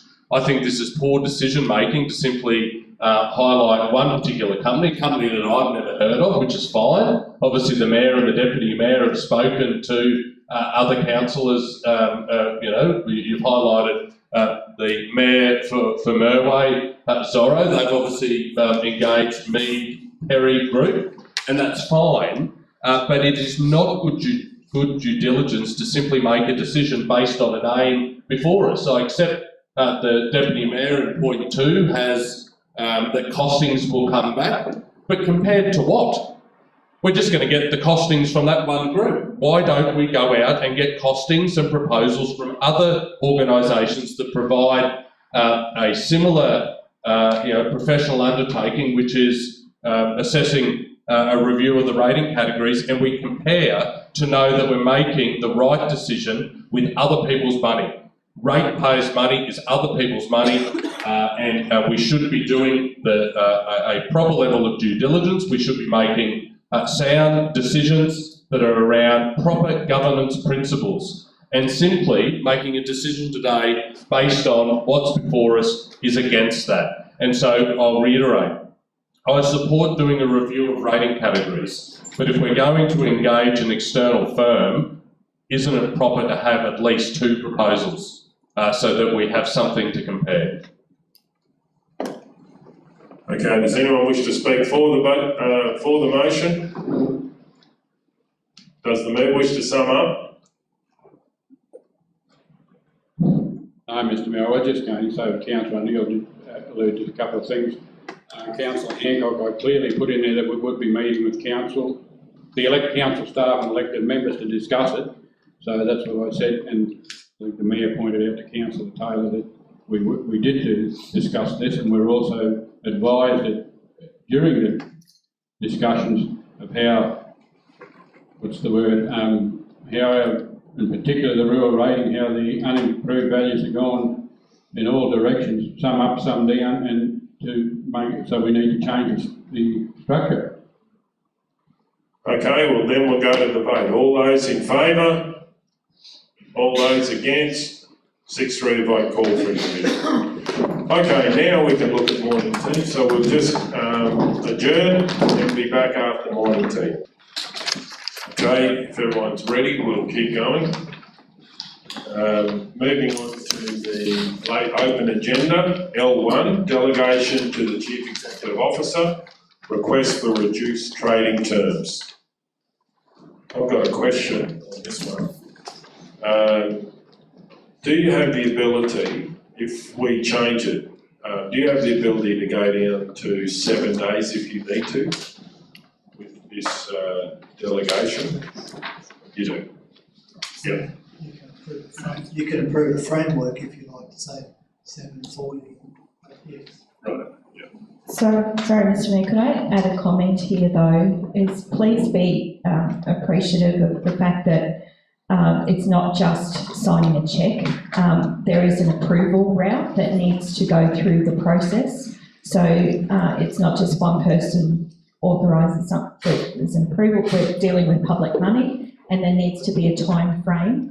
And I would think that 7 days, unless there is extreme reasons, that would be impractical to create an expectation that we could deliver that on a permanent basis. So this is just really to give some flexibility that we, and because council has already asked that less reports come to the council table. This is a way council has never knocked one back before. So this is an opportunity to process this administratively, but without wanting to create an expectation that everyone will be on payment terms that we can't deliver on. Yeah, totally understand. Councillor McMullen? Yeah, Mr. Mayor, I'm just looking at it, I think in light of what the CEO said, you mentioned 7 days, I believe. If it was, not only my suggestion, but if it was going to be reduced, it might be what it's alluding to in the report that on a case by case, but I mean, 7 days wouldn't line up with other payments like wages, check runs and that type of thing. That's my... At best, it's generally been 14 days. Yeah, 14 days, that's what 14 days is in line with other check runs as they call them, that's correct? Payment runs. Payment. It gives time for that authorisation to occur. Councillor O'Neill? I'm happy to move. Yeah, please go ahead. So I'll move that in accordance with section 257 of the Local Government Act 2009, Council delegate to the Chief Executive Officer the power to approve applications for alternative payment terms from 28 days on a case-by-case basis. We have a second. Councillor Ladbrook. Any opposition? Does anyone wish to speak to the motion? Yeah, just to say through the chair that as has already been highlighted, there have been a handful of requests to adjust the payment terms on an individual basis. Council has never rejected or has not rejected one of those. And so this just makes sense that instead of this being delayed coming to a council meeting, the delegation is given to the Chief Executive Officer to approve these, and I think it's a step in the right direction. Does anyone else wish to speak to the motion? I'll speak to the motion. As I said before, and I inquired about 7-day terms, certainly not expecting that would be the terms, because I realise that you will not be able to have your staff get all of those paid.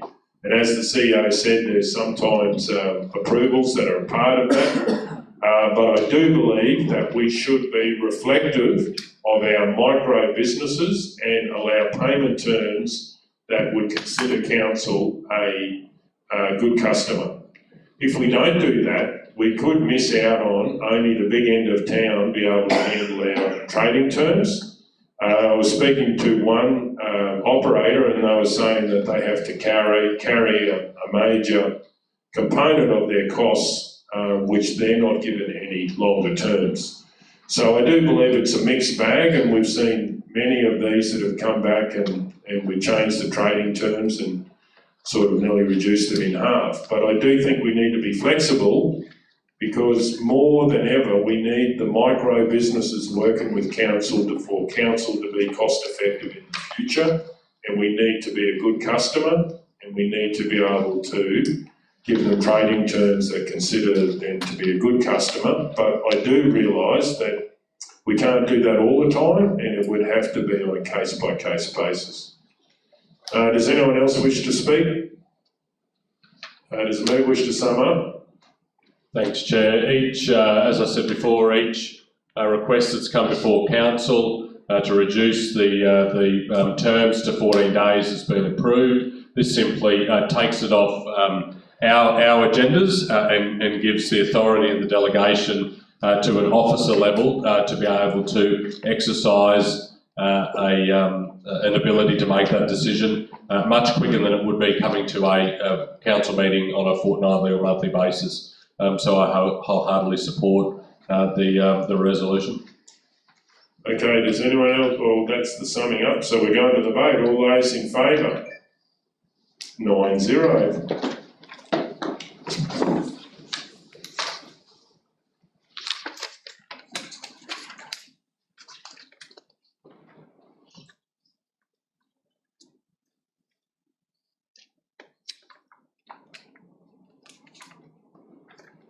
Page 9, L2, tender 21038, register of pre-qualified suppliers in minor works, civil construction and maintenance. Do we have a mover? Councillor Burkett. I'd like to move that 1, council approve the addition of suppliers to the register of pre-qualified suppliers for minor works, civil construction and maintenance in accordance with S232 of the Local Government Regulation 2012 under the proposed sub-panels below. 2, pre-qualifications of these suppliers will remain current until 31st of March 2022. And 3, council authorises the Chief Executive Officer or Delegate to enter into a deed of agreement with the selected suppliers, formalising the terms and conditions of the draft deed of agreement.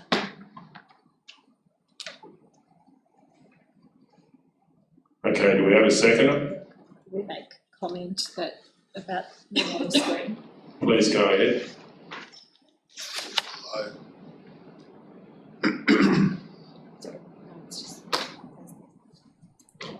Does the mover need to make extra comments? What was the request there, CEO? Just for the benefit of the video about the table. And sub-panels below as well. Well, the other I think I did say in the thing there, the under the proposed sub-panels below.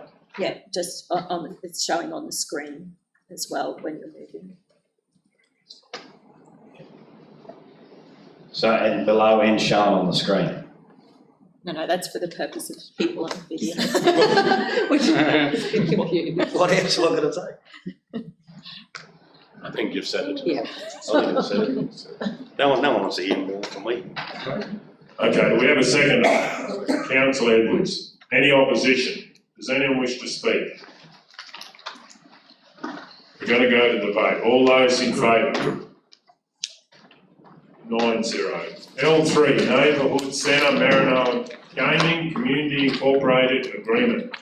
I'd like to move that Council note the advice from Maranoa Gaming Community Incorporated that the group will not be progressing with the lease for part of the former Roma Neighbourhood Centre site, and 2, go out to expressions of interest by erecting a sign outside Roma Neighbourhood Centre for non-for-profit community groups that wish to use the facility, and a report be brought back to council on the interest. Right, okay. Yeah, just now. Sorry, Cal, I just said to the mayor that we actually have had an approach from another community group. wants to go in there and have a look and report, we can come back the next meeting for that one as well. So we actually have an approach, so. Okay, well,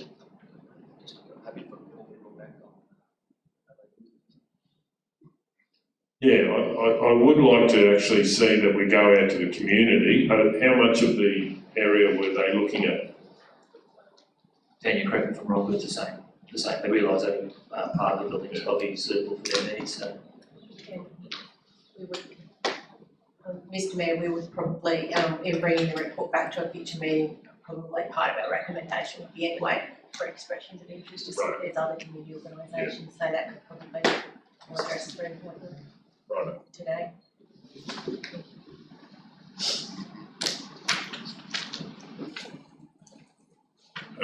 Councillor Taylor, I just have a question. please go ahead. Mainly Tanya, on page 32 of your report, you've got, when we were talking to the Maranoa Gaming Committee and they decided not to take the lease, it says here, getting the short end of the stick, as so to say. What do they mean? Through you, Mr Mayor, on the day that I received that email, I did email the group back and just indicated, put there on, in the report that I just let them know that I was interested in hearing their particular concerns, and if they'd like to send me through some dot points, otherwise I'm happy to talk with them on the telephone. I haven't received any feedback. You don't know why they said that? No, the issue was, but the people that we were dealing with in the very first delegation that came to council meeting weren't the same committee members that I was dealing with while we were trying to do the lease. They weren't the same. Okay, so I'll just clarify, well, point 1's the same. Point 2, call for expressions of interest by erecting a sign outside the Roma Neighbourhood Centre for not-for-profit groups interested in using the facility. And 3, be provided a report. We'll probably just go with 2. Go with, actually, mate, can we make 3 2, please? Want to get the report back first? No, I think it's probably the right order to because we Right, we'll just don't change it. Do we actually go to? I think Yeah, it's right. Right. Do we have a second for that motion? Councillor Edwards, any opposition? Does anyone wish to speak to it? Certainly do. I believe there's overwhelming community benefit in having a neighbourhood style centre. I believe if we go to the public with this, some community groups actually can pay a rental which could go into improving the facility and get the whole 23 rooms being used. I think this is a need. We've lost capacity in some of our community spaces, and I believe that the community of the Maranoa need this building. Okay, does anyone, Councillor O'Neill, do you wish to speak against the motion? Through the Chair, I'm against the resolution now that it has point 2. I would have supported it by noting, unfortunately, that the Maranoa gaming community is not taking up a lease, which is unfortunate because it ensued such a significant debate of this chamber some months ago. And what's disappointing is that there, again, was an opportunity to sell the neighbourhood centre, recoup those funds and invest them elsewhere for our community to use. So I am deeply disappointed that unfortunately the Maranoa gaming community is not taking up a lease arrangement with the Roma Neighbourhood Centre. That said, I don't support going for a call of expressions of interest until Council has a further look as to what the long-term viability and suitability of this particular asset of the community. For such a long period of time, we have debated this particular centre, not just this term of council, but the previous 2 terms of council as well, where it needs significant investment to get it to a particular standard. We need to weigh up whether that is the right use of ratepayers' money. I think we knocked back one sale. I think we should be going out for a further look to see if there is an opportunity to sell the site, recoup whatever the purchase price is for this particular asset, and reinvest it in a purpose-built site, namely for the next generation of our community. So I can't support this resolution as it stands. As I said, I would have supported it if it was just simply point one. Okay, does anyone wish to speak for the motion? Then I'll sum up. I think it would be very sad if we actually sold this facility when my feeling is we've got a huge amount of community demand and the position of it. And what would be even sadder is if you sold it and built something less than half the size. So I certainly don't believe in that sort of business mentality. I think that we are in the business of providing services for the community. I do believe that at 23 rooms, there is nothing on the horizon that could do this. And just to clarify in regards to previous, or the last council, it was never decided ever to put it out to be used. So this is about actually saying, let's get on with it, let's get community benefit, let's get community groups using it, and let's benefit all the people of the Maranoa straight away. Okay, on that note, we'll go to the vote. Councillor Taylor's hands up. Yep, please. Can I just ask how long it's been empty?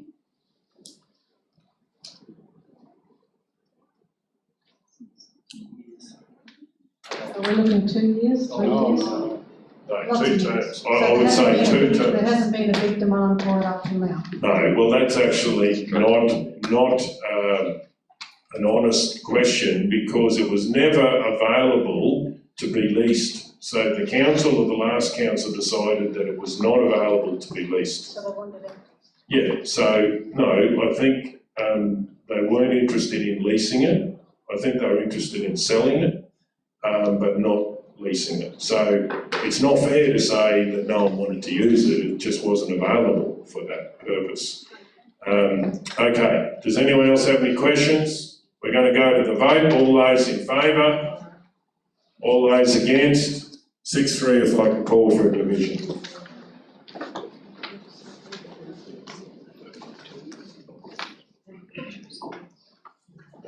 Page number 35.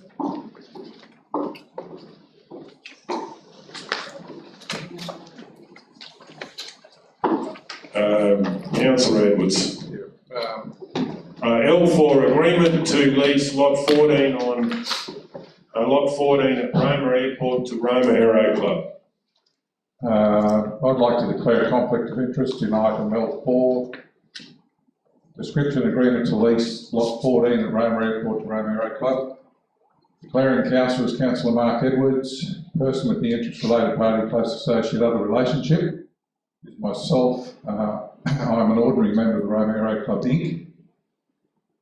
Particulars of interest, Roma Aero Club Inc. is mentioned in the report, which makes reference to the lease and also the hangar costs. Whilst I'm an ordinary member, I feel I have a greater interest in the matter than other members of the community due to my close association with the Roma Aero Club Inc. Members, and out of caution, I'm declaring my interest. Type of conflict is a declarable conflict of interest, and the action I'll take will be leave the room while the matter is discussed and voted on.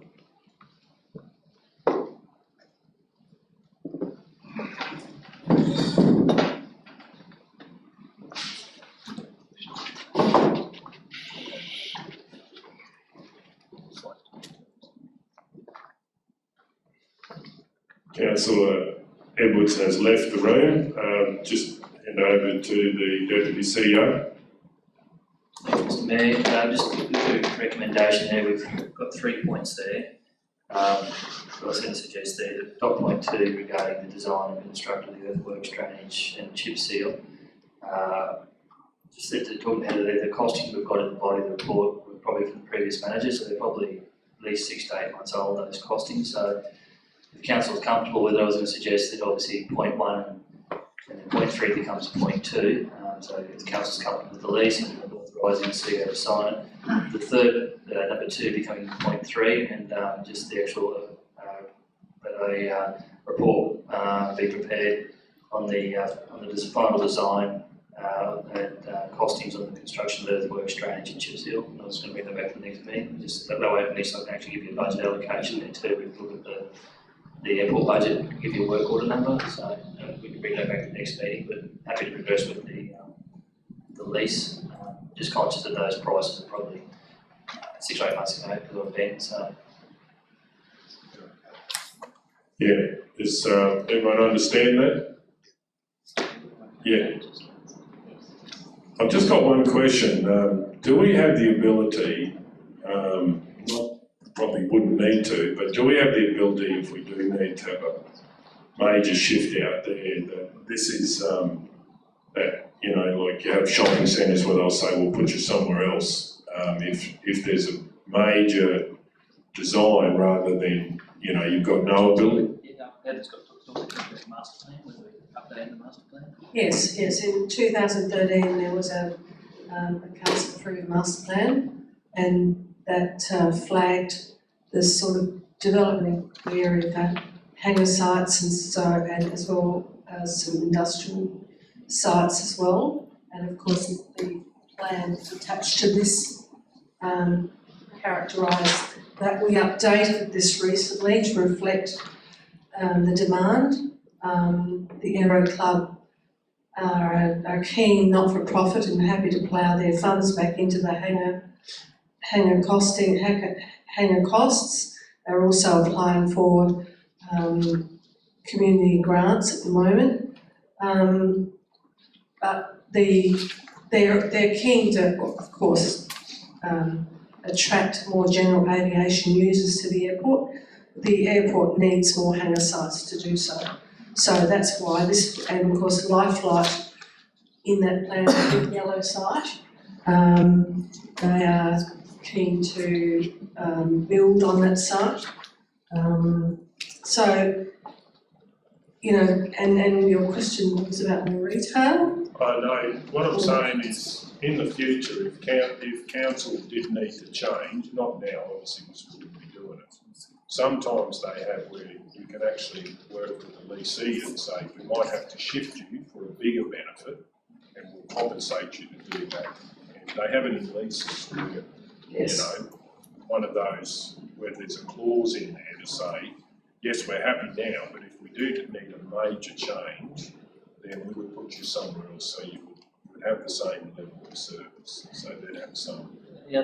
It's a common lease clause to have that redevelopment clause where we shift you. This is airside, this land, so you couldn't build anything else but airside aviation use. Do you want to comment on this? Well, obviously you mentioned the master plan, but just looking at getting an update to the master plan as well. Did you want to mention that?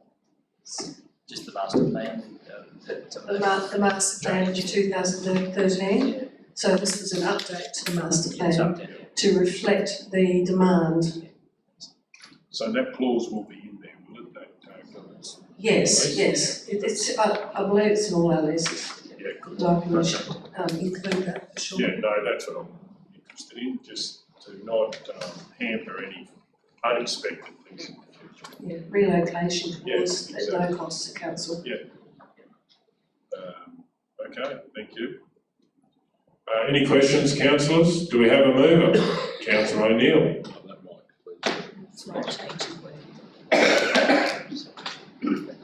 I'm happy to move that one, council grant a lease to the Roma Aero Club, a not-for-profit community club, for an initial term of 10 years and a further option of 10 years over lot 14 in the proposed subdivision plan for a peppercorn rent. Councillor O'Neill, we just had the Deputy CEO. Oh, no, just, sorry, I was just, when you got to point 2 there, I'm interested enough, you needed to, subject to proceeding resolutions, and just, that was just the next point, is that the CEO or officer or delegate is authorised. 2, that the chief executive officer or delegate is authorised to sign the lease and any associated documentation. 3, a report be prepared on the final design and costings to construct earthworks and drainage and provide chip seal from within council to ensure that the site pad is ready for construction and costs are minimised. Do we have a seconder? Councillor Burkett, any opposition? Does anyone wish to speak to it? We're going to go to the vote. All those in favour? 8-0.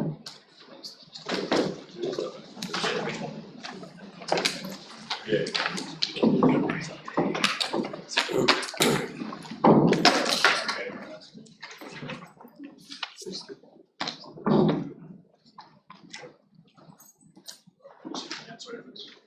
Yes, please.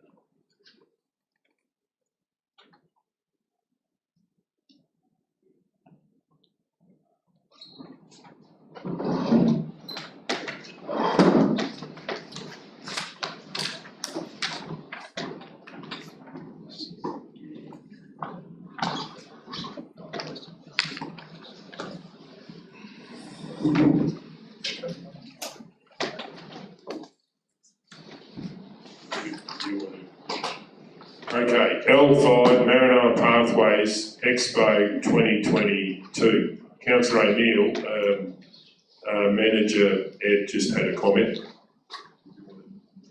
Previously, it's appropriate, if it is. Just your declaration there. Roma Commerce and Tourism have absolutely no place at the table with this particular initiative. Maranoa Pathways Expo. Well, that's fine, I'm not declaring that. If I can, ma'am, I'd like to declare a conflict of interest in L5, Maranoa Pathways Expo 2022. The declaring councillor is myself, the person with the interest is myself. Particulars of the interest is I'm a non-executive director and chair of Golden West Apprenticeships and CUC Maranoa respectively. The interest arises as both organisations are listed as having representatives as committee members of the best group. The type of conflict is a declarable one, and the action will be that I leave the room while the matter is discussed and voted upon.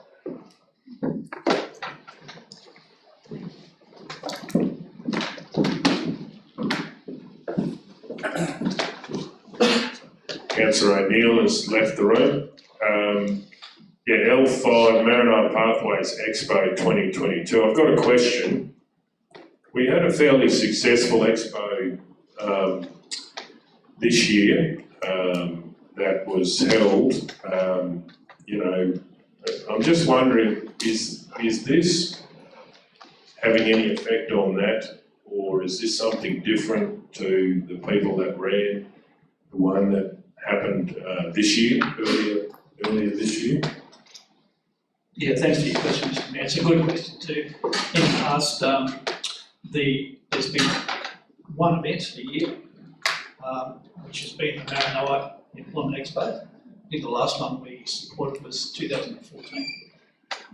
There hasn't been one since, and last year, or wasn't it this year, Department of Employment, Small Business Training, they run initiatives during Small Business Week, and what they wanted to do was have an expo where it was all about employers meeting prospective employees. So people seeking a job, meeting with people who actually had jobs to fill. And that's what you saw there at DESQ. And that's sponsored through the DESBT department through a grant, which wasn't available to us. So the best group interested in the other aspect of this is that there's schools and students graduating from school who are looking for career pathways and looking for opportunities, don't quite know where they want to go. This is more about pathways, not actual jobs. So, for instance, the universities weren't interested in participating in that one at the DSQ, but this is certainly an area that they're interested in. So it is two separate events. Should they be the same in one day? Should we have a component of each? that's a thought that's at the table, but at the moment it is what it is. So Desbit are sponsoring these small business expos, bringing employers and job seekers together. This is about employment pathways. And to emphasise that as part of the program, there would be workshops, breakouts about resume writing, interview skills, all of the things that would help people to apply for a job and be successful, which aren't components of the other. So it's likely that we'll see 2 events, unless we can bring the 2 together, and that's a concept we're all trying to work with. However, there is this grant that the government gives these organisations like DTMR to run those events that you saw earlier this year. So you don't expect that this will be like maybe the other one in any way, because they're really different, aren't they? Totally different, yeah. Right. Thank you. Do we have any other questions, councillors? Councillor Hancock. Yeah, through you, Mr.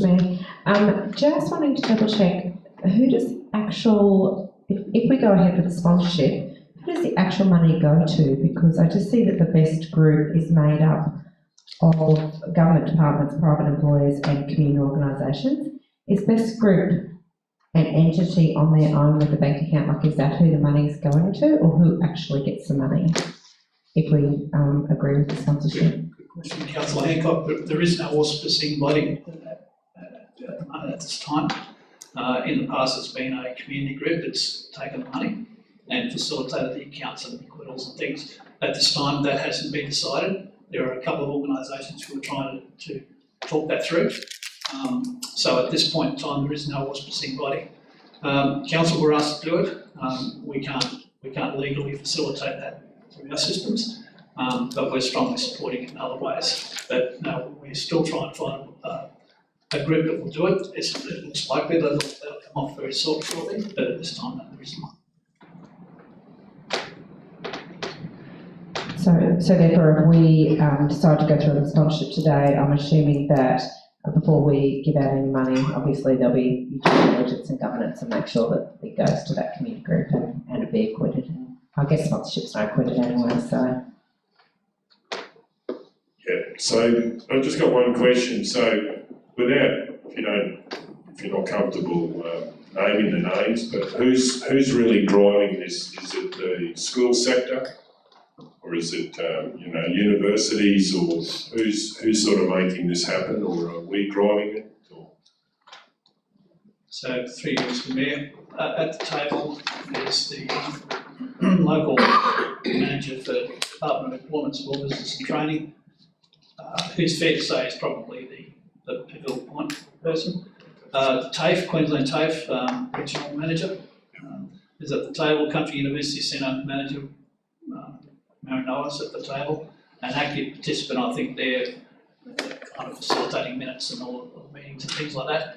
There's St John's School, a couple of representatives from there, one from the State College, ourselves, of course, and I think Origin Energy, a participant at the planning table. So it seems to be it's a growing group. The other thing is that this is the best group called Bringing Employers and Schools Together. That's what the group is called, and it was auspiced out of a Toowoomba organisation, also known as BEST, who this committee that we're talking about here has been around probably 12 years that I know of, and between expos 2014 and now it's kind of filling the heat, you know what I'm saying? So it's gathering a bit more momentum. So there are some incredible people around the table, and it's likely that you would see a bit of starch, I guess, in the organisation going forward.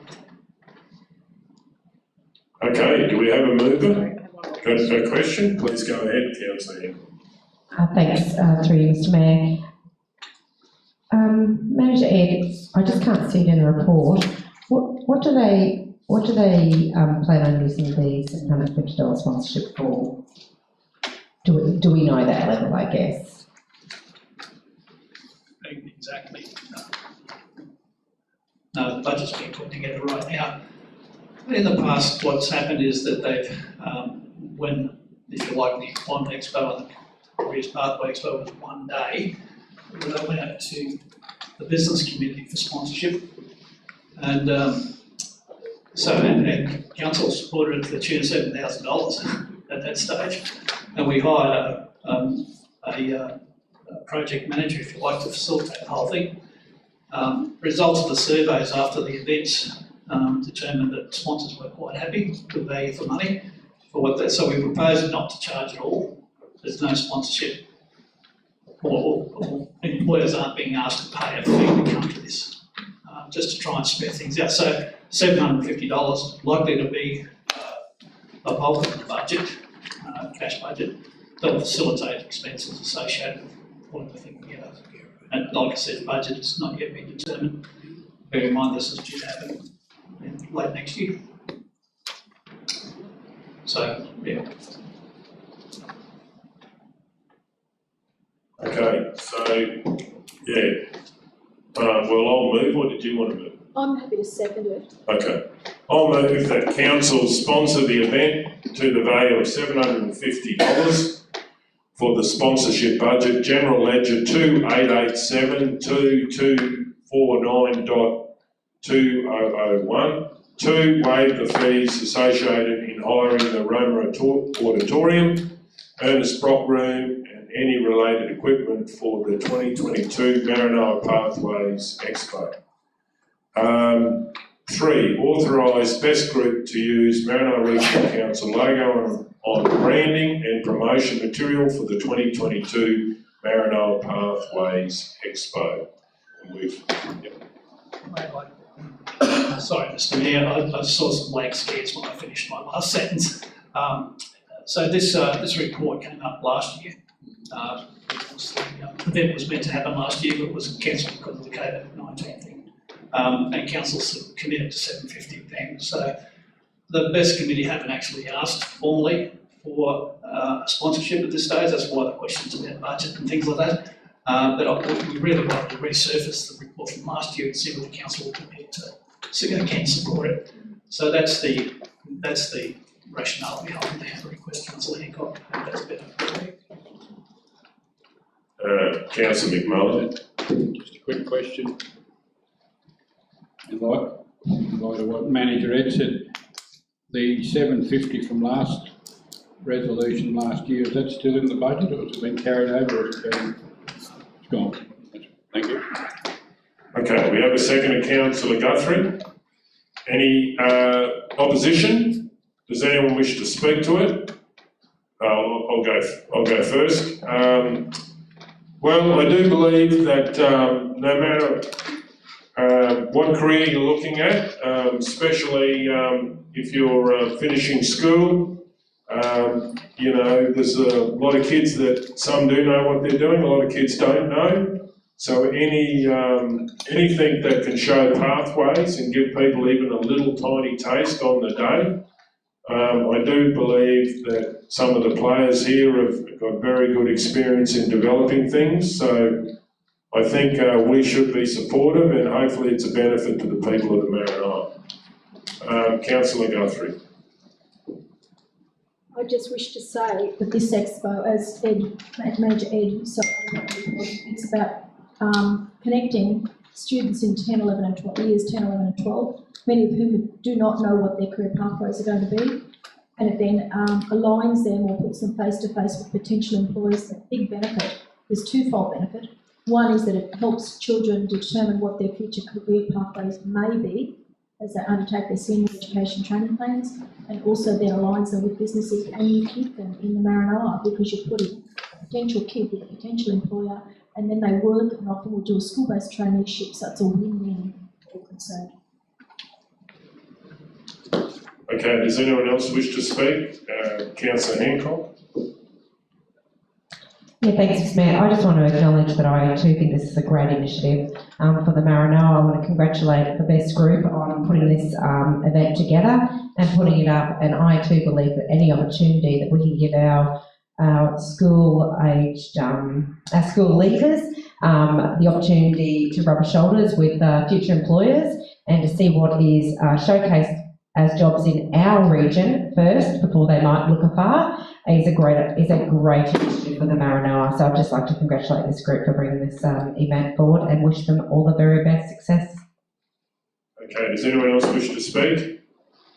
We're going to go to the vote. All those in favour? 8-0.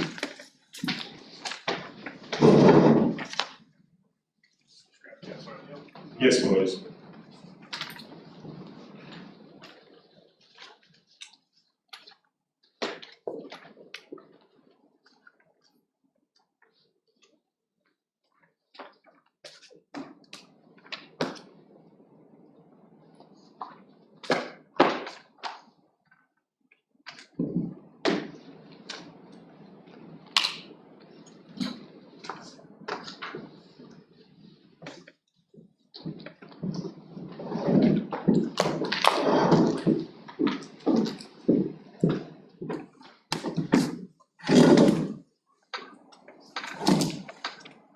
Okay, we're on to page 118. 110, sorry. No, 118. 118. No problem. I can easily get the wrong page quite often, so. Item L6, letter of support and in-kind request, mobile activity, recreation and creative community art space, Racecourse Incorporated, it's probably not the right pronunciation. Do we have any questions or do we have a mover? Councillor Ladbrook. I'd like to move that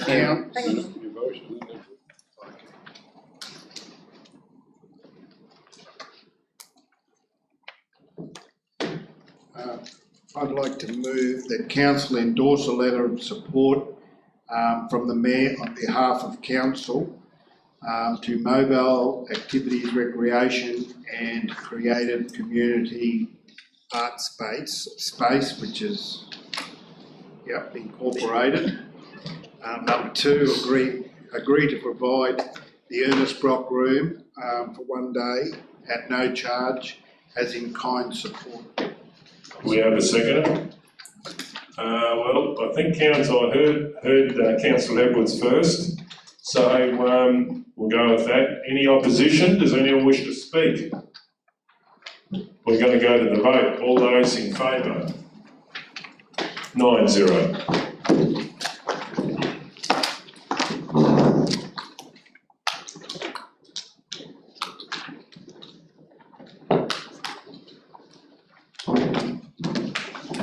Item L7, Big Rig Observation Tower and Tree Walk, approval of multimedia content. Councillor Edwards. I'd like to declare a conflict of interest in item L7, description Big Rig Observation Town Tree Walk, approval of multimedia content, declaring council as Councillor Mark Edwards. Person with the interest, related party, close associate, other relationship is my partner, Pam Otto. Particulars of the interest is one of the community members, Mrs. Merrill Eddy from Boogle, is mentioned in the report, and my partner Pam Otto has a business arrangement with Boogle. Type of conflict is declarable conflict of interest, and the action is I'll leave the room while the matter is discussed and voted on.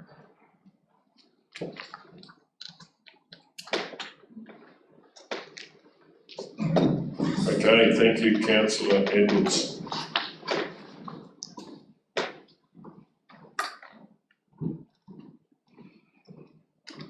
Councillor Edwards has left the room. Councillor Hancock, please go ahead. I move that council receive by way of update the draft interpretive content developed for the Big Rig Observation Tower and Tree Walk project, with a subsequent report to be brought to council on the completion of the graphic design prior to the manufacture of interpretive material. We have a seconder, Councillor. Got a question? No, I'm seconding it. Okay. Seconder, Councillor O'Neill. Where's Councillor Ladbrook? Did he declare an interest? No. I think it's gone to the toilet. All right. Okay, do we have someone that wishes to speak to the motion? Does the member wish to speak? Just to say, Mr Mayor, that we have had several really great meetings with the project working group for this project. It's really great to work with such proactive community members, and it is a very, very exciting what is being put forward, and I just can't wait to see the end result. Okay, does anyone else wish to speak? Councillor O'Neill. Thanks very much, Chair. I just want to pass on my congratulations to, firstly Councillor Hancock as our representative, but also to all of the people that have made up the working group. It never surprises me what outcomes we get when we go out to community and seek their advice. I think this will be a wonderful project for tourism in our region. The concept designs that are in the report today really showcase what will be on offer to the tourists as a product, and is encapsulating not just the big rig itself, but taking in the broader assets across the entire region. So all credit to those that are involved. From the working group and from the staff, Cam and others are involved in this project. I can't wait to see it come to fruition, and I can see it getting closer each and every time I go past the big rig. So well done, and let's get it opened and have it as a long-term asset for our community. Does anyone else wish to speak for or against the motion? Okay, we'll go to the vote. All those in favour? All those against? 7-1 if I can call for a division.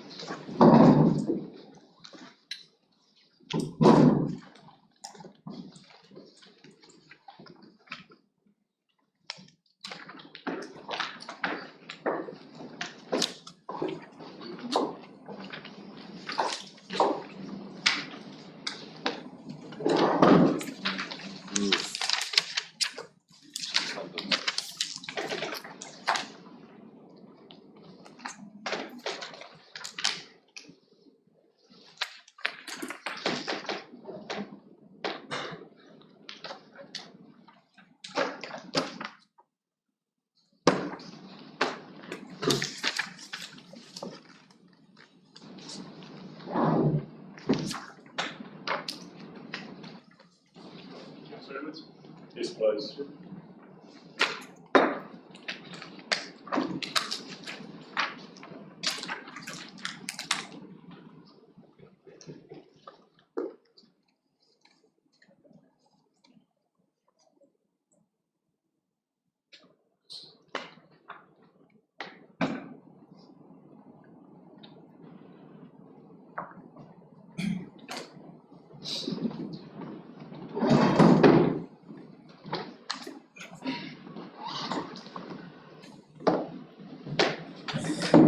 L8, design of Mitchell multi-purpose facility, Old Dance Mitchell Studio. Councillor Burkett. I would like to move that council present concepts 1 and 2 to the community for feedback via face.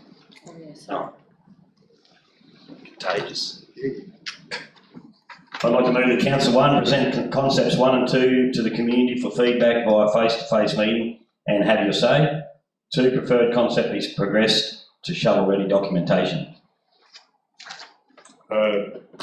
Councillor Burkett, I really think 1 needs to go, and then we need to get it back to council. Would you be happy to get the feedback and then get it back to council? Yep, happy to make that change. Is that point 1 needs to go with concepts? No, point 2 needs to be changed. Preferred concept be reported to an upcoming council meeting. With the feedback, yeah. Feedback on, I think all the feedback would come back. You'd be happy with that? Yeah.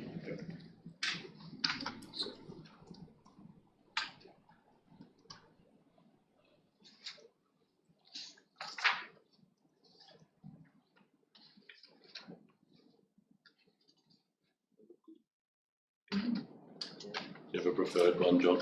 Oh, I'll look them both. Do you want me to read, I'll read number 2 again? Yeah, please go ahead. Number 2, the preferred concept be brought back to council meeting, that the preferred concept be brought back to a council meeting incorporating all received feedback. Well, number 1's still there. Stays, sorry, Cal. Yeah, number 1's still there.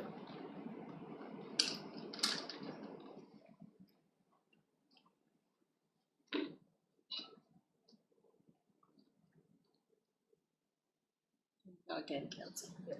And that, yeah. So councillor Burkett, would you be happy with just the feedback we brought back to a council meeting? You still got to be, Like you'll get all the feedback about the different options and feedback in general as well. oh, yeah, any feedback as well. Yeah. Yeah, So instead of saying preferred it's a concept and feedback. yeah, in general feedback. Yep, I'm happy with that.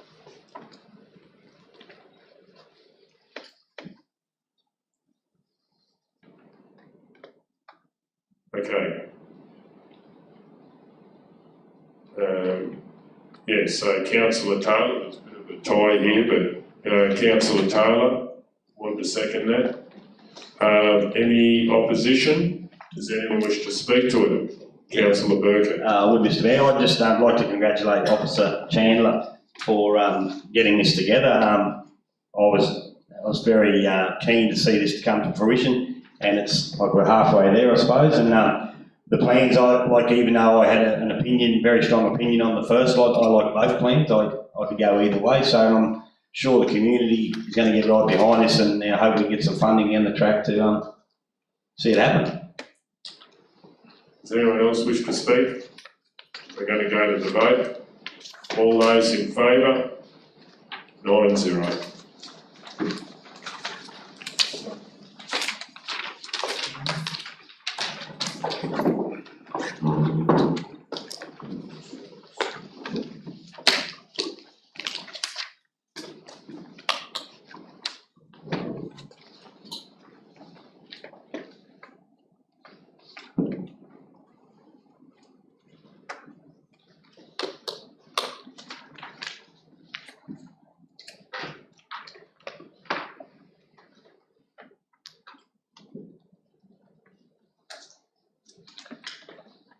L9, life-size replica sculpture of the Rotiosaurus brownie dinosaur. Councillor Ladbrall. I'd like to move that a report be. Excited. I'd like to move that a report be prepared for an upcoming council meeting. We have a seconder? Question? Councillor Taylor. What exactly do we want to know? It would be, I would imagine if the mover is agreeing with this, it would be actual real costings. Obviously, there's an opportunity to buy it at a greatly reduced price and firm up, where it could be and so forth. What was the question? The question is, what would be in the report? What's to be in the report? Yeah, that's what we. Okay. We have a seconder for that motion. Councillor O'Neill. Any opposition? I'd just like to. Does the mover wish to speak? Yes, I do. Please go ahead. Early on in my term, dinosaurs and all that have been, I've been very interested about them. I went and seen David Littleproud about there's a dinosaur in the main foyer of the Queensland Museum, which is the dinosaur that they discovered just out of town here. And they did say the cost to house the original is just too much money, like it had to be, the proper temperature and all that. So I just think a life-size replica would be very, very good for this community, because it was one of the first dinosaurs found in Queensland. So it would be good for tourism for Roma. Okay, Councillor O'Neill. Thanks very much, Chair. I agree with the mover, Councillor Ladbrook.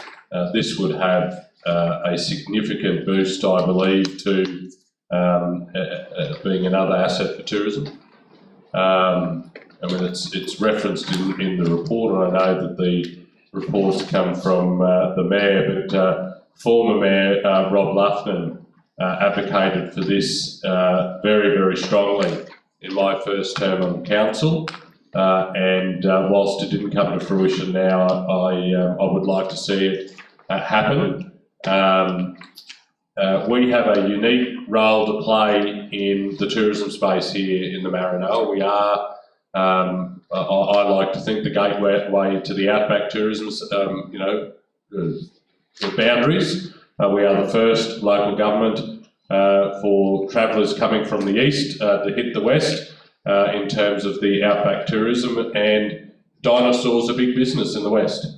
Erromango, Winton are renowned for their dinosaur finds and the facilities that are now in those locations, and I think we can play a role in securing tourists to stay in our particular region, but pushing them further west as well after they've spent a few dollars in our businesses and accommodation houses. And so if this type of investment or this type of initiative can play that role, then I heartily support it, and I look forward to a report coming back with the full costings of what it would be for us to make this happen. Does anyone else wish to speak to the motion? Just a couple of things. I was contacted, obviously, about this. Some interesting points for the community is that this is an indigenous dinosaur from our area. So this is actually one that was, as it has been said, was found here. It's not a gimmick, it's part of our region. And they, apparently when they strike the mould for these dinosaurs, which they're obviously doing for someone else because there's other dinosaurs of this breed, that you can get it at a reduced price. Also, the large dinosaur is one that you could actually put out, because it's so high, people can't climb it, so you don't have to apparently have fences around it and so forth. So it's really for council to decide, rather than a gimmick, it's actually part of our history, and should we really highlight to people that, that this dinosaur was found here. Also, when we've had questions to Queensland museums, this is the dinosaur that has a great deal of significance as far as a species. So it is actually very well respected as far as dinosaurs go, to do with this particular dinosaur variety or breed. I'm not sure what you call a dinosaur. But anyway, it's up to council, and we'll see what the full council decide. Okay, does anyone else wish to speak? Does anyone wish to sum up? Okay, we're going to go to the vote. All those in favour? 9-0.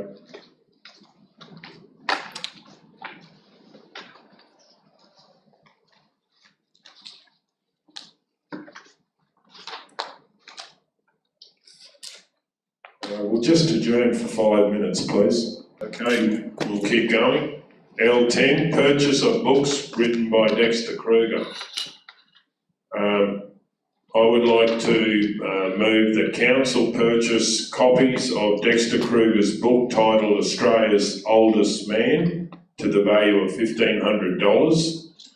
2 funds be drawn from GL 2887.2249.2001 sponsorship budget.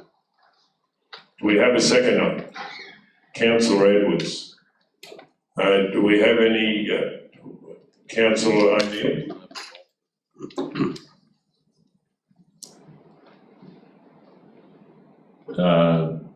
Mayor, you probably need to make it $1,505. Okay, happy to do that. Because that's 43 books. Okay. Otherwise you'll Right, that's fine. have half a book. Is the seconder happy with that? Okay. I'd just like to also just pause for a minute and, on behalf of council, give condolences to Dexter's family. He was truly an amazing individual.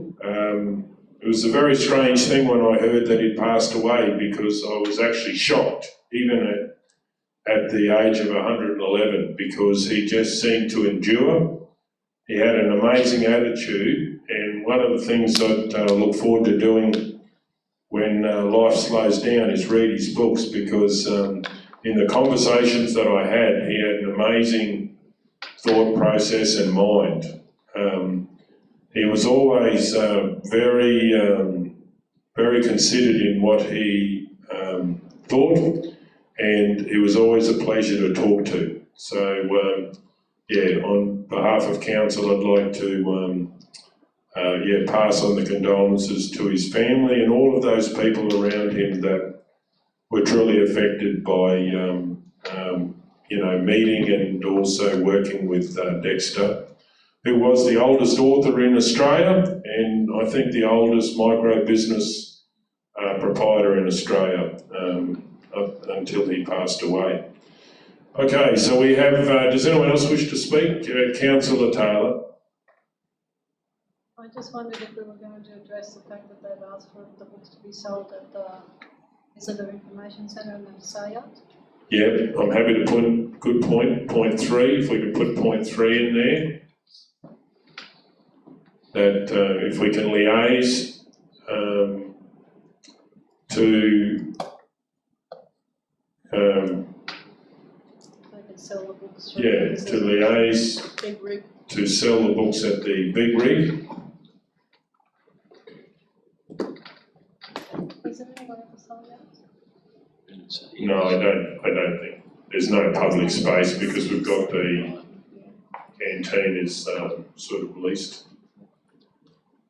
I'll just say council approve that council sell the books at the big rig. And that's pretty straightforward.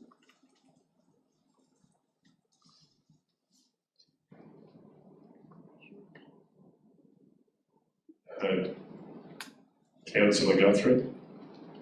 Just further to Councillor Taylor's comment, the question was also asked how much the commission that council would want to charge, or whether we're prepared to sell the first consignment commission for free, so that needs to be considered and included as well. Well, I'm happy to put in there, council approved the books to be sold at the big, no commission.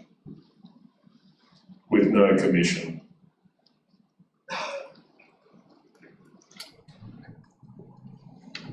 Okay, does the seconder happy with that? Okay. Any opposition? Does anyone else wish to speak for or against the motion? Well, we're going to go to the vote. All those in favour? 9-0.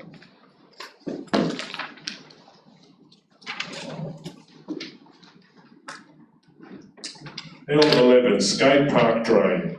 Do we have a mover? Councillor O'Neill.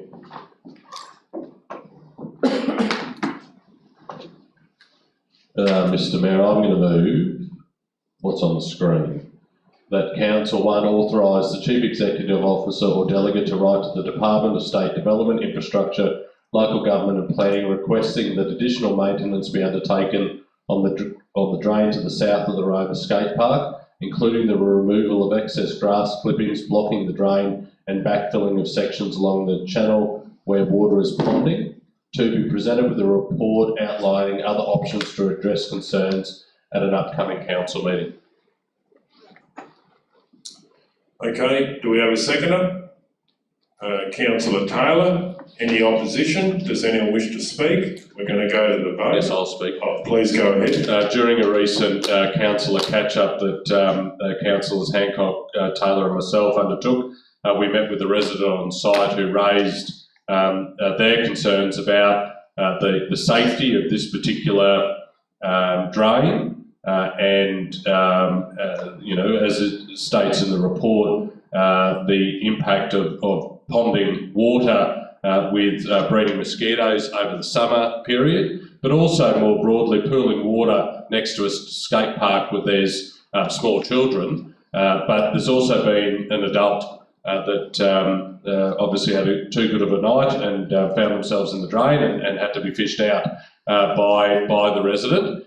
This is a major concern, and whilst I accept that it isn't on council land at the moment, the surrounding land is our responsibility, and I think us as a local government need to be on the front foot addressing these concerns. Does anyone else wish to speak? And we're going to go to the vote. All those in favour? 9-0. L13, L12, Injune Community Notice Board. Councillor Hancock. I move that a report be brought back to council regarding the costing of a community notice board after engaging in community consultation on location and style. We have a seconder. Councillor Taylor. Any opposition? Does anyone wish to speak to it? Please go ahead, Councillor Hancock. Thanks, Mr. Mayor. Once again, this report has come to the table today on the back of the councillor out and about that Councillor O'Neill, myself and Councillor Taylor did, came to Injune, and the lack of a community notice board was brought to our attention from community members, and so that is why this report has come to the table today, just to investigate being able to provide the community with a community notice board. Okay, does anyone else wish to speak? We're going to go to the vote. All those in favour? 9-0.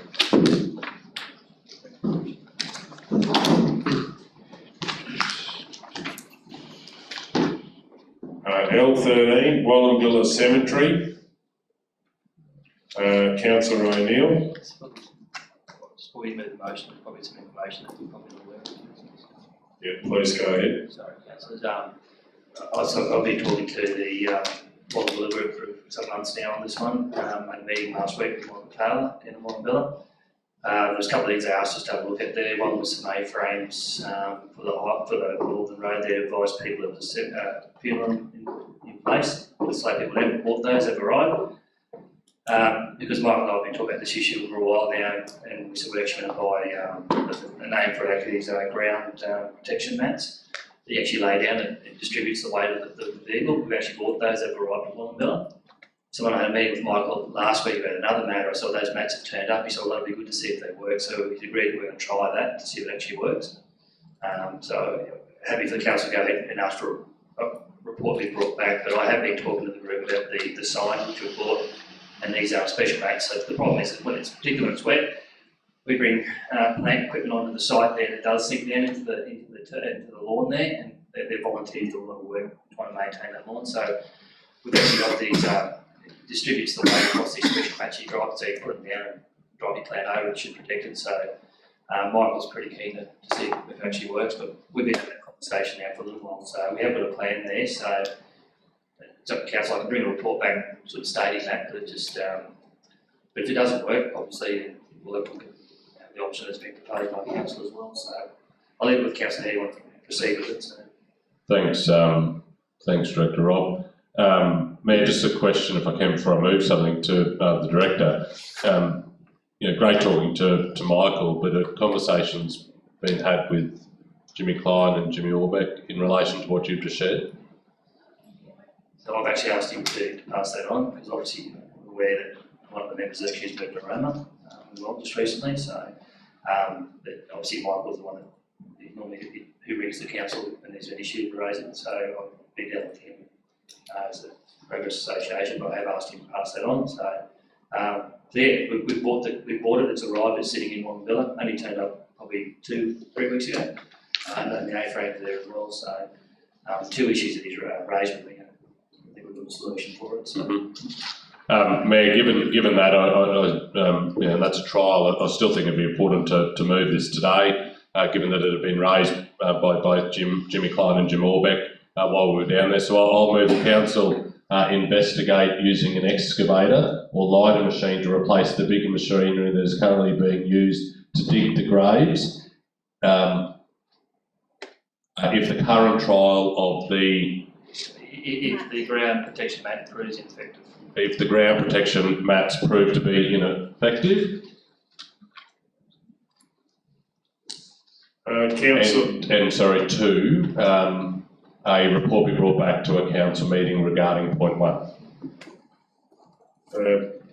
Councillor O'Neill, would you have any appetite then to look at maybe using local contractors to do it that might have, that if it doesn't work, because they might have, a variety of, be more careful in that, like they have different gear, like council only got a certain amount of gear, it's no reflection on the staff, it's more about the gear.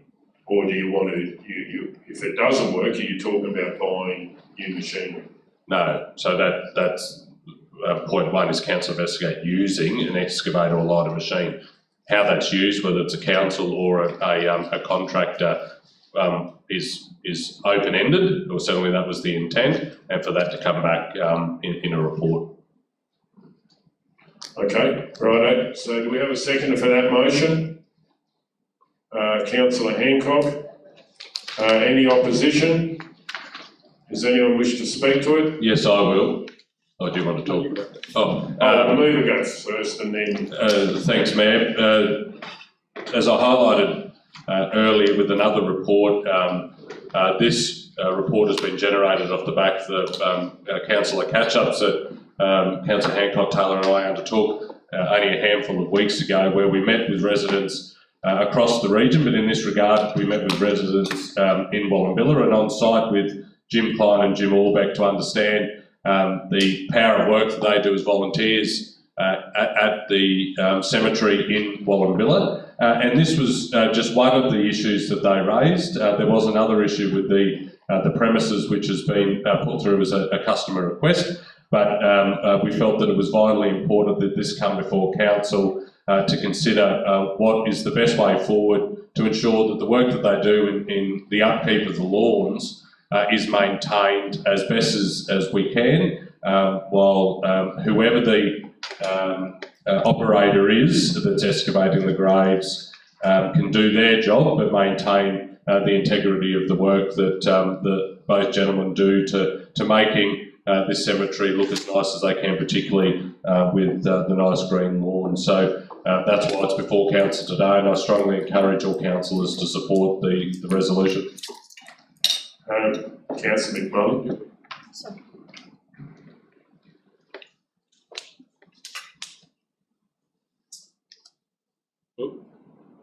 Yeah, Mr Mayor, I agree with this resolution too, in particular the machine, because I believe I've got a couple of things I was going to bring to council when we revisit our cemetery policy. I won't go into detail, but the incident that happened there some time back in the severe wet had a small excavator being used, wouldn't have had half the problem, and even in a dry time I believe an excavator would work better on our, especially our lawn cemetery, because you're not screwing around, you walk straight in, then you can slew the machine and drop the dirt into a small truck or whatever the case may be. Okay, so with that motion as it is here, using an excavator or a lighter machine, that's fine. Because the excavator could be the bigger one that actually gets further away and doesn't even deal with the lawn area. Does anyone else wish to speak to the motion? I certainly will.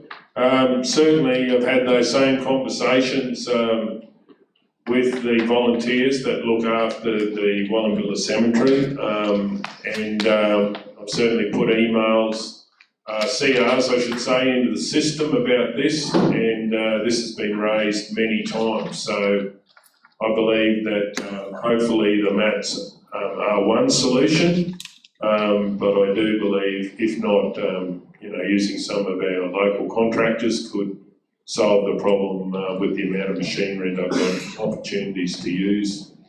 Okay, does anyone else wish to speak? then we'll go to the vote. Oh, we'll sum up, Councillor O'Neill. I know I can speak for Councillors Hancock and Taylor to say that this needed to come to a council meeting. It clearly, as other councillors have spoken, it's been raised in the past, but it's an ongoing issue that these two volunteers feel very passionate about, and I think it needs to be fixed, and I hope this triggers some action to ensure that we are working with the volunteers of our region that give it countless hours in what they do, and in this regard, keeping it nice and green and aesthetically pleasing to the Wallumbilla Cemetery. Okay, I'm going to go to the vote. All those in favour? 9-0. And councillors, again, Wallumbilla too, just if you haven't already been out and looked at the cemetery, the new fencing's in place. Yeah, we saw that, it's great, it's great. Okay. L14, draft policy, council meeting preparations and proposed new policy template. Councillor McMullen.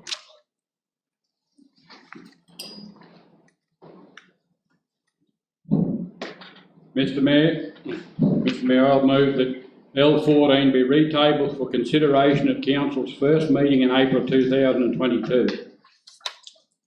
Okay, do we have a seconder? I'll second that. Do we have any opposition to the motion? Does the Mayor wish to speak to the motion? No, thanks, Mr Mayor. Does anyone wish to speak in opposition? Please go ahead. Councillor Hancock. Yeah, thanks, Mr Mayor. I would just like to remind the eligible councillors that were at the meeting last week of the discussion that was had, and part of what we put forward there as KPIs, and this was certainly spoken about, and I would just like to remind the eligible councillors of that discussion and what our responsibilities are with that.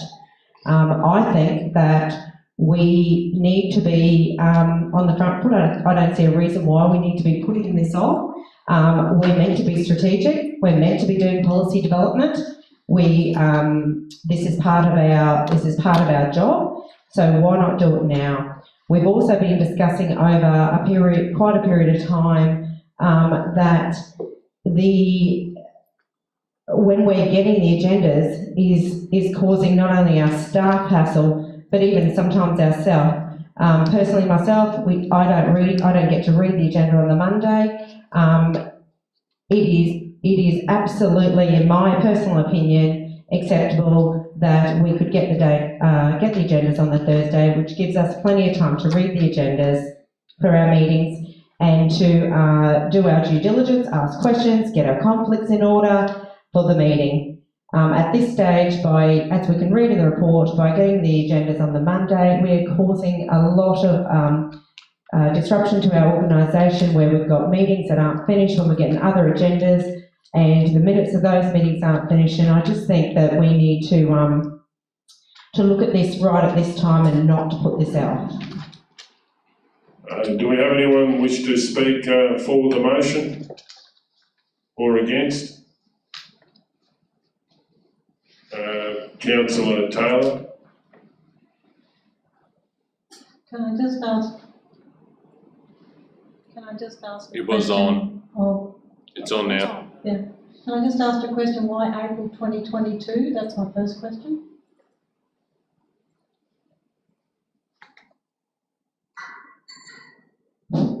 I believe that'll be for the betterment of the local government.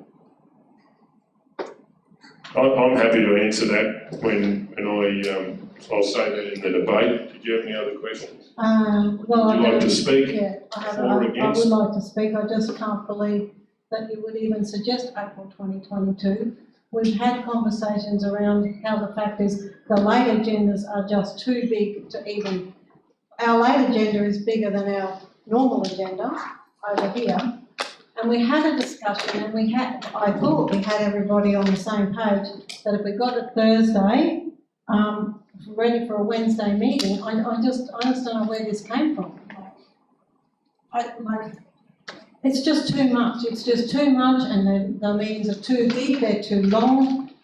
We've got to be out of here by 6 o'clock today, which means we probably won't even get to the half of the paint anyway. I just don't know where this has come from. I thought we had a discussion, I thought everybody was on the same page, I don't know.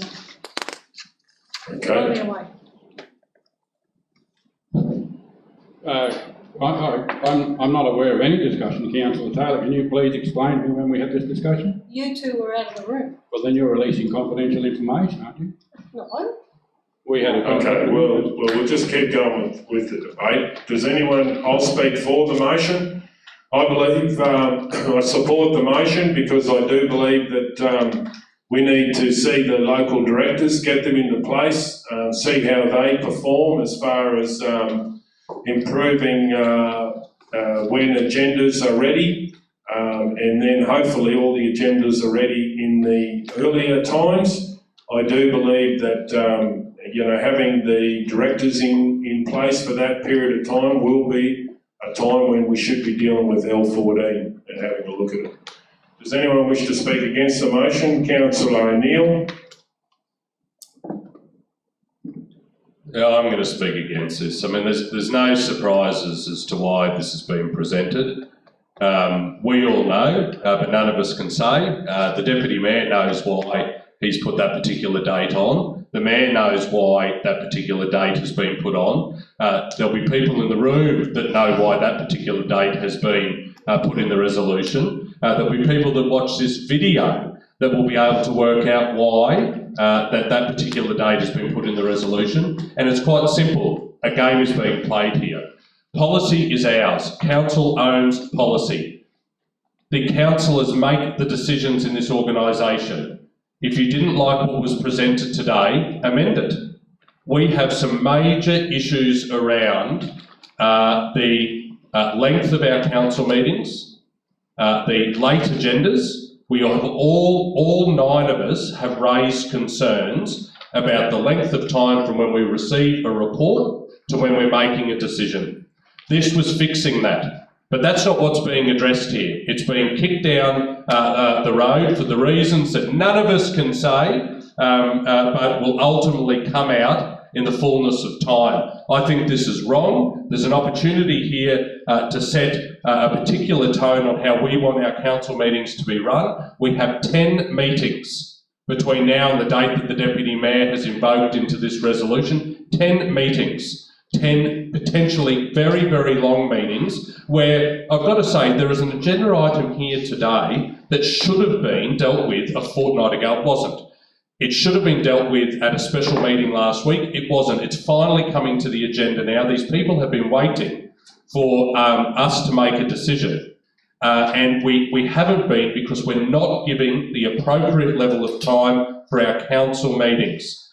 This policy is ours. We can make it how we want. And I think it's a shame that what is being played out here today is being played out. Could I ask the question? Please, councillors, is this going to be the case for all draft policies going forward? Will they all be April 2022 or is it just this particular policy? Well, as a council, I would say it depends on the policy. And in this case, I believe that this policy, after we have the local directors in place, will be a good time to have a look at it because it may have solved the issues that we're talking about now. Okay, now does anyone else wish to speak? Does the mover wish to sum up? No, thanks, Mr. Mayor. Well, we'll go to the vote. All those in favour? All those against? 6-3 if I call for a division.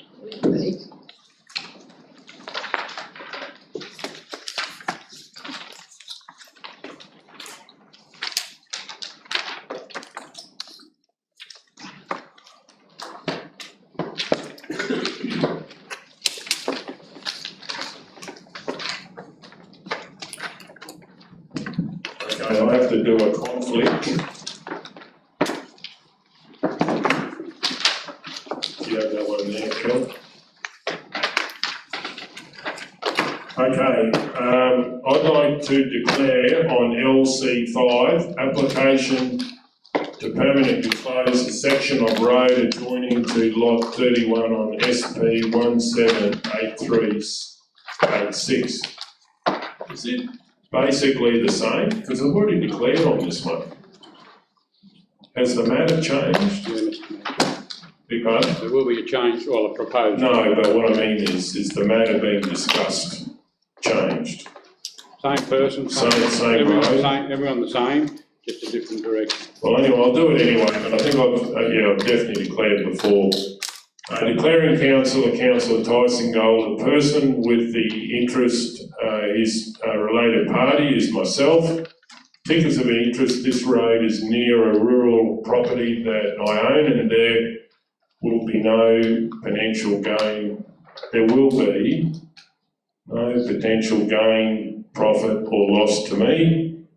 The type of conflict, I'm declaring a conflict of interest, and I do not wish to take part in the discussions or decision making, and I will leave the room while this matter is discussed and voted on.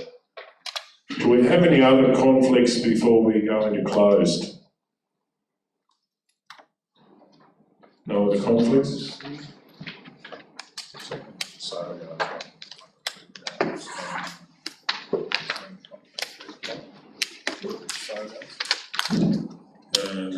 What number is that one? LC1. I can't remember what happened last time.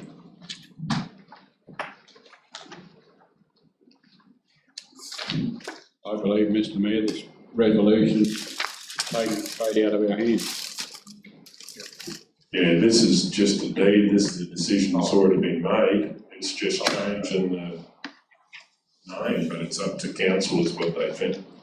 Mayor, can I suggest it's at 12:55, you adjourn the meeting 5 minutes early so we don't go into committee and the community can join us for lunch? Yeah, do we have any other conflicts? If we can get them sorted, then we don't have to, we can just go back and close. No other conflicts? Righto, great idea. We'll close the meeting at 12:56 p.m. We'll adjourn the meeting at 12:56 for an hour for lunch. Okay, we'll keep going. Do we have anybody else with any other conflicts to do with the closed items? And if not, does anyone want to move to go into close? Councillor McMahon. Mayor, I'll move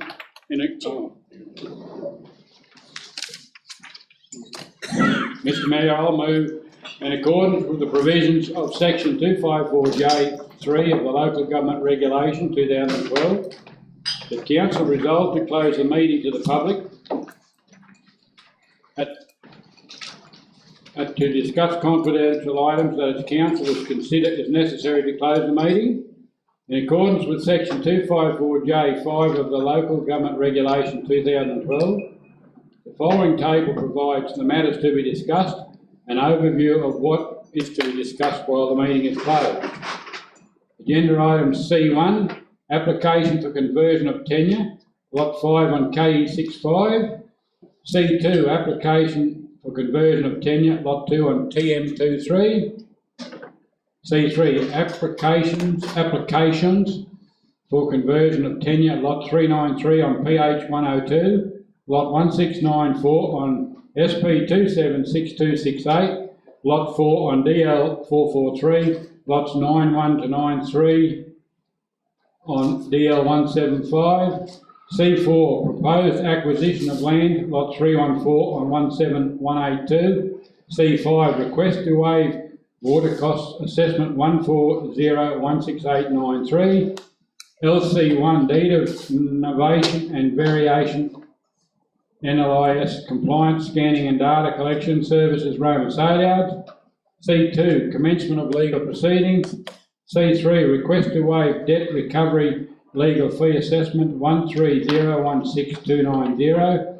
LC4, Sanos Festival of Rugby proposal for Maranoa Regional Council. LC5, application for permanent road closure section of road adjoining lot 31 on SP 178386. LC6, review of council decision Kirkbride Street, Roma, LC7 Services Building, Roma, LC8 10-2205 Injune Heritage Museum construction. Okay, do we have a seconder?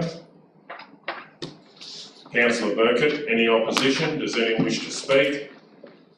We'll go to the vote. All those in favour?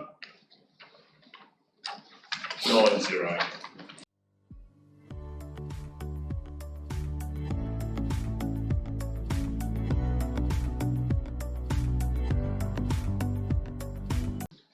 LC5, application for permanent road closure, section of road adjoining lot 31 on SP 178386.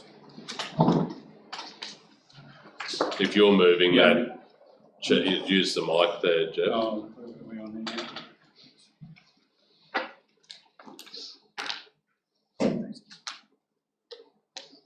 I'll start. Application for permanent road closure, section of road adjoining lot 31 on SP 178386.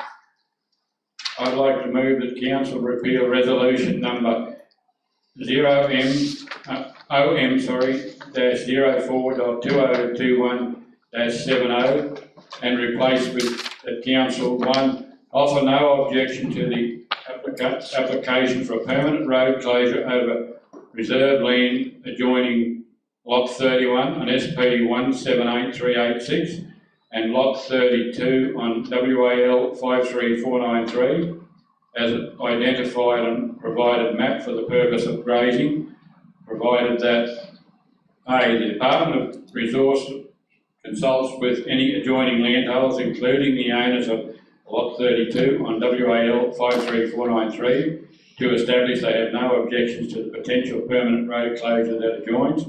B, the application is submitted to the Department of Resources within 12 months of the applicant receiving council response. 2, as road manager, authorise the use of the land be dealt with under the Land Act 1994 by the Department of Resources. 3, authorise the Chief Executive Officer or delegate to sign Part C, statement in relation to the application under the Land Act 1994 over state land in respect to this application. Do I have a seconder, please?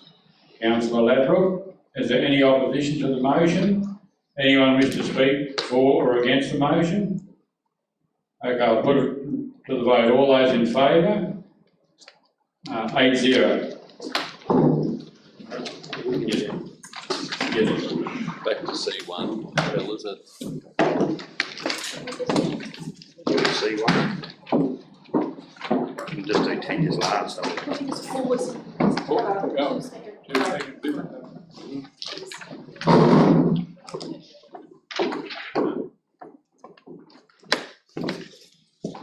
Have you adjourned, Jeff? No, I'll adjourn it for 5 to 10 minutes. Okay, we'll keep going. Righto, C1, application for conversion of tenure on lot 5 on KE 65. Do we have a mover, Councillor McMillan? Mr Mayor, I'll move that council advise the Department of Resources that it offers no objection to the conversion of GHPL 36-8002 over lot 5 on KE 65 to freehold tenure on the condition the applicant ensures the constructed sections of Tomo Road that run adjacent to the property boundary are currently contained fully within the dedicated road reserve. Do we have a seconder? Councillor Guthrie, any opposition? Does anyone wish to speak? We're going to go to the vote. All those in favour? 9-0.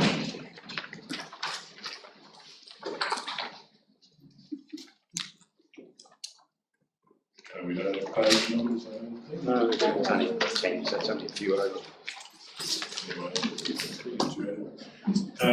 C2, application for conversion of tenure on lot 2 on TM 26. Councillor O'Neill. I'll move that council advise the Department of Resources that it offers no objection to the conversion of GHPL 36/6400 over lot 2 of TM 26 to freehold tenure on the condition that one, the applicant ensures the constructed sections of Glenorrey Road that run adjacent to the property and traverse the property are currently contained fully within the dedicated road reserve, and two, the state secure the constructed sections by repositioning the road reserve over the existing alignment of Glenorrey Road. We have a seconder, Councillor Burkett. Any opposition? Does anyone wish to speak to it? We're going to go to the vote. All those in favour? 9-0.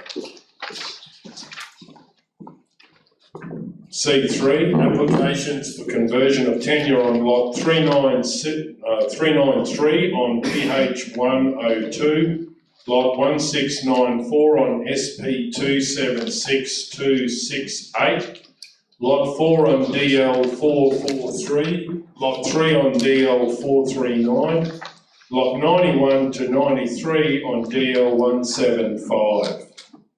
Councillor Burkett. I'd like to move the council advise. John. What happens when you hold? The council advised the Department of Resources that it offers one, no objection to the conversion of PH 36/3973 over lot 3973 on PH 102 to freehold tenure on the condition the applicant ensures that the constructed sections of Mount Elliott Road that run through the property and currently contain fully within the dedicated road reserve. Two, no objection to the conversion of PH 36/1694 over lot 1694 on SP 276268 to freehold tenure on the condition that applicant ensures that the constructed sections of Redford Road and Winnabar Road that run through the property are currently contained fully within the dedicated road reserves. Three, no objection to the conversion of GHPL 36/7818 over lot 4 on DL 443 to freehold tenure.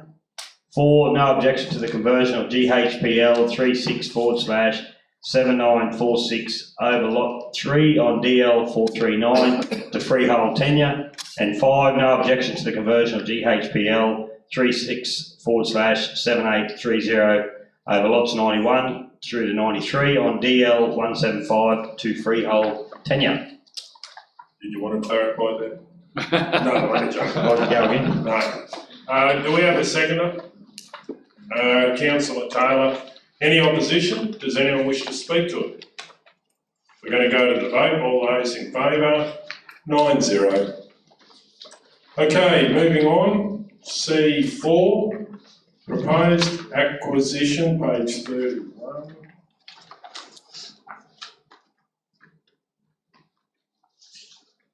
C4, proposed acquisition of land lot 314 on 17182. I would like to move that council enter into a contract to acquire lot 314 on 17182 for the purchase price of $55,000. I7182 for the purchase price of $55,000 including GST. And authorise the Chief Executive Officer or Delegate to execute the purchase contract and other documents relating to this purchase. Do we have a seconder? Councillor Guthrie. Any opposition? Does anyone wish to speak to it? I certainly do. I do believe that I'm excited about this, and we'll see if we can get it sorted. Okay, does anyone else wish to speak? We'll now go to the vote. All those in favour? 9-0. Okay. 4. 5.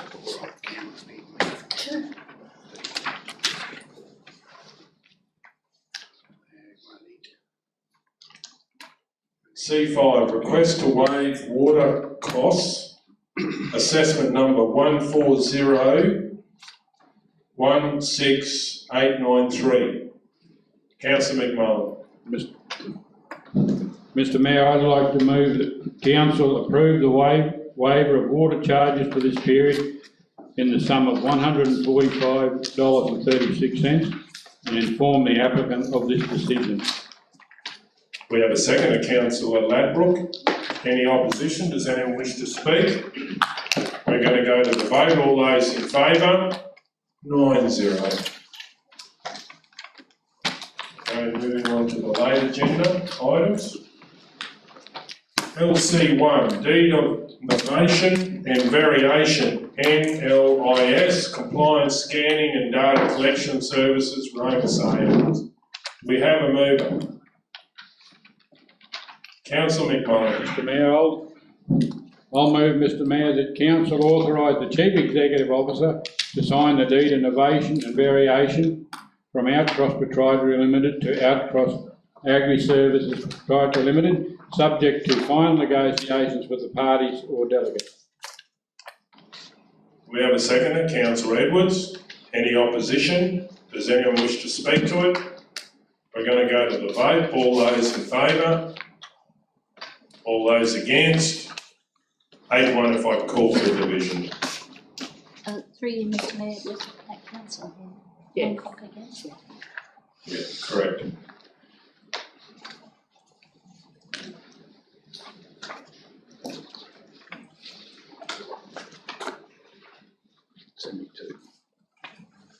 Thank you. LC2, commencement of legal proceedings. Do we have a mover? Councillor McMullen.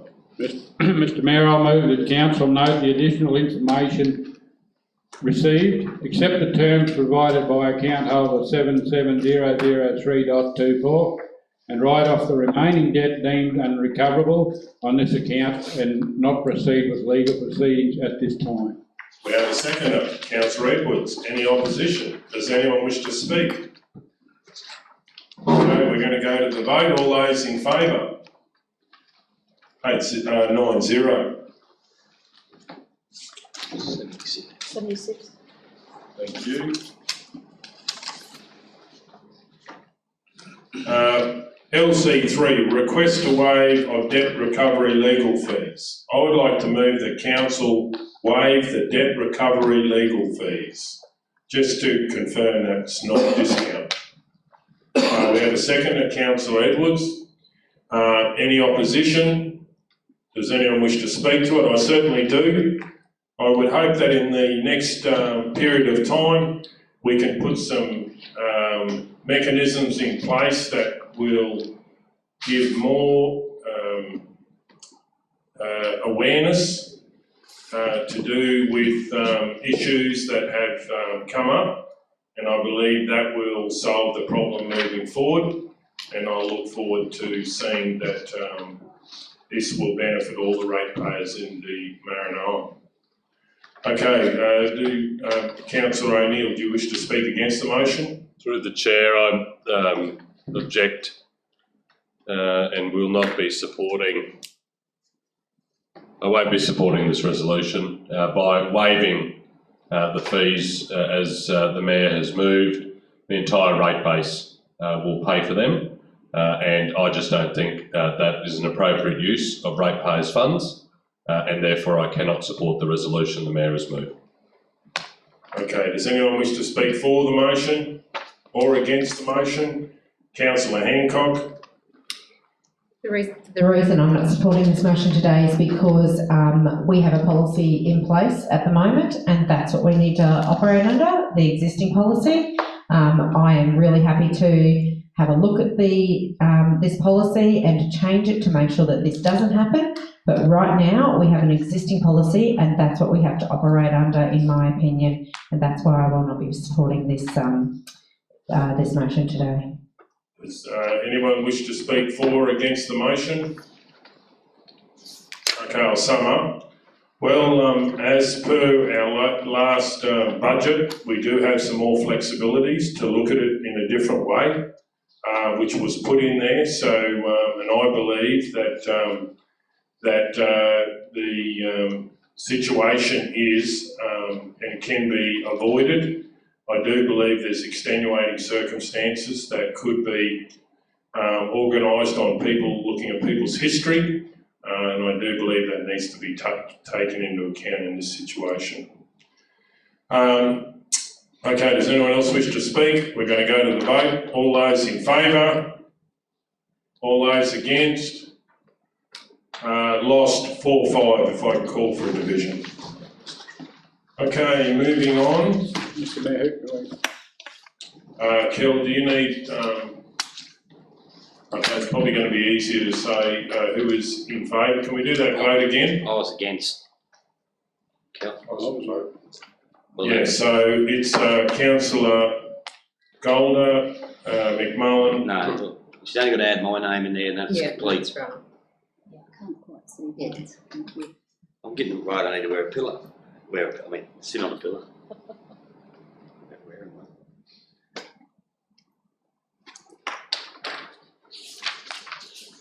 So do we put up who is against? Kel, is that how we do it? That's all against, yeah. Right. Okay, we can move on. Moving on to 90, page 90. page 90.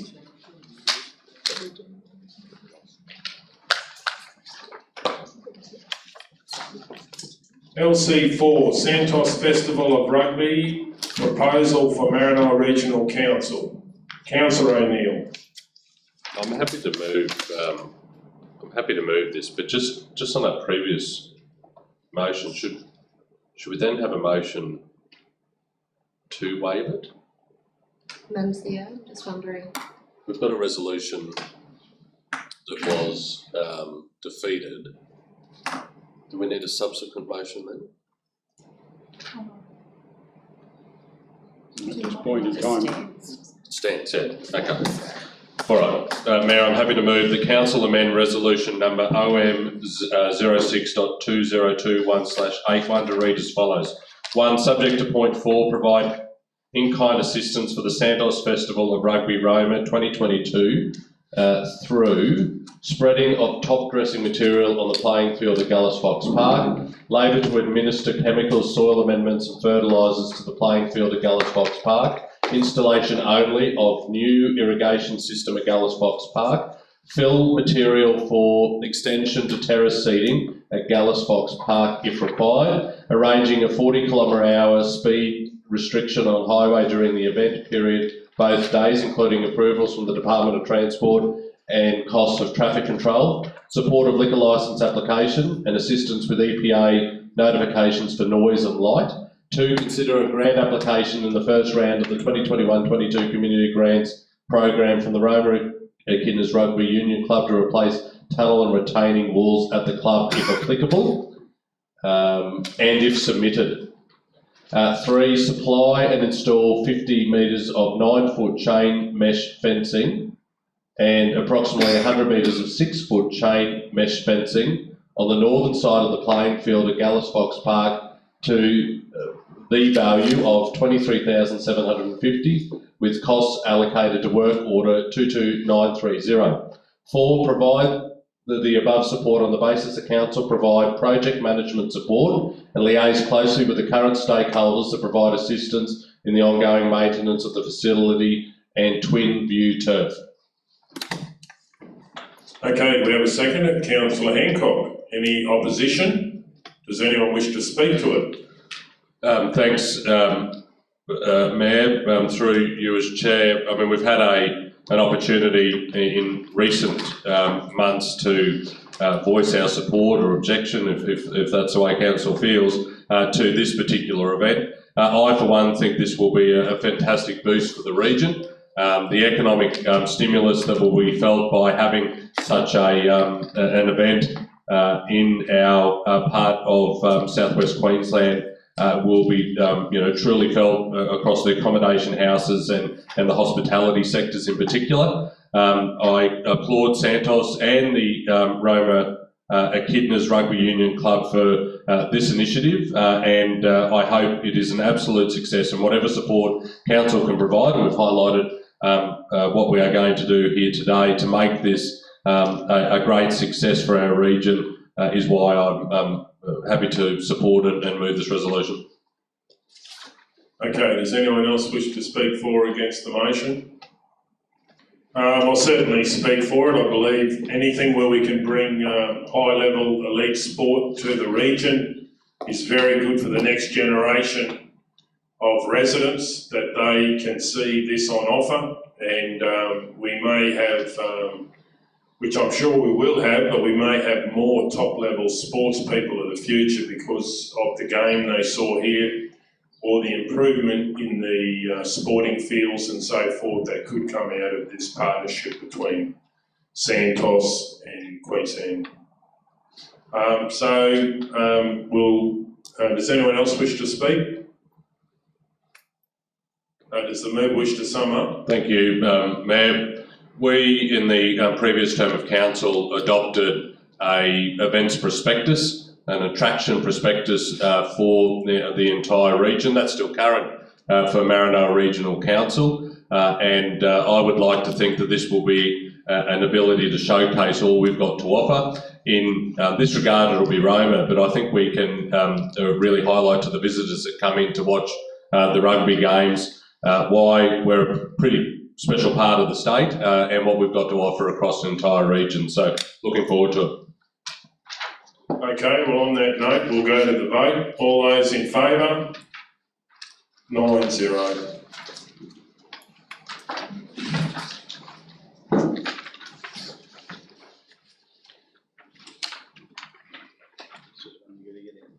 We've done LC5. Yeah. So page 95. Review of council decision Kirkbride Street, Roma. Do we have a mover? Councillor McMullen. Mr Mayor, I'll move that council conclude the internal review by taking the following. I'll move, Mr Mayor, that council conclude the internal review by taking the following actions. Approve a single application of a dust suppression agent of the section of Kirkbride Street from Miscampbell Street to Malawi Street, with the view to providing some short-term relief, with funds to be sourced from Council's General Urban Road Maintenance budget allocation. Ensure that this section of road is included on Council's capital upgrade register for presentation at future budget consideration, and documentation and report the performance of the dust suppression agent by way of a trial to assess its suitability for further use around the region.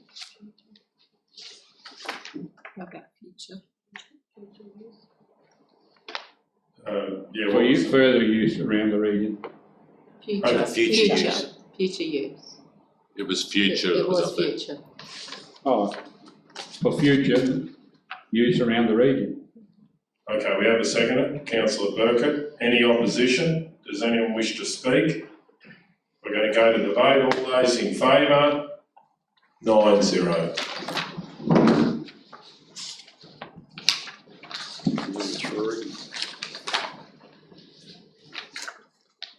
Okay, so LC7, Services Building Roma. Do we have a mover? Councillor Taylor. Sorry. No more. Oh, I'm sorry. We'll see. You can roll it up. I'd like to move that a report be brought back to council regarding who owns the building, the confirmation if they have any plans for the building. Okay, we have a seconder, Councillor O'Neill. Any opposition? Does anyone wish to speak to it? We're going to go to the vote then. All those in favour? 9-0. LC8, tender, Injune Heritage Museum construction. Do we have a mover? Councillor Hancock. I move that Council 1 not accept any tender submissions due to receive submissions not fitting within the funding allocation for the project. 2, review the design without any reduction in scale and size of the museum and re-tender the project. 3, write to the Australian Government under the Local Roads and Community Infrastructure Program seeking an extension for the funding being provided for the Injune Heritage Museum construction. 4, meet with the Cultural Heritage Injune Preservation Society, CHIPS, to communicate Council's decision. We have a seconder, Councillor Edwards. Any opposition? Does anyone wish to speak to it? We're going to go to the vote. All those in favour? 9-0.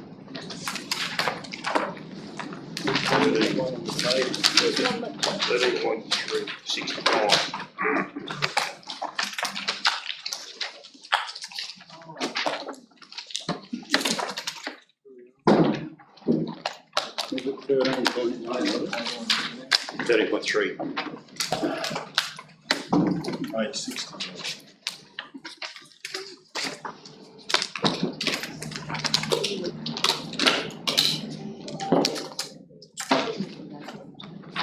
Okay, item 13.3, lease on lot 2 on SB 309872, Roma. So Neil move this. I already had moved it. You want me to read it again? Yeah, probably would be. I'll move, as I moved earlier, the council approved the exception under section 2361C4 of the Local Government Regulation 2012 Queensland LGR and entered into a lease with Brett and Nadia Zollner for the use of lot 2 on SP 3098829872 for grazing purposes, subject to the following special terms and conditions in addition to council's standard leasing terms and conditions. 1, Brett and Nadia Zollner being the owners of neighbouring property lot 1 on SP 309872. 2, the term of the lease shall be for a period of 5 years with one option of an additional 5-year term. 3, the lease fee shall be $150 per month inclusive of all costs, including any applicable land rates and charges. 4, the lease contains provisions to protect the integrity of the levee and allows council access to inspect and undertake all necessary maintenance and other works on the levee and land parcel. And 5, council authorise the Chief Executive Officer to execute the lease and all other documentation relevant to the lease agreement.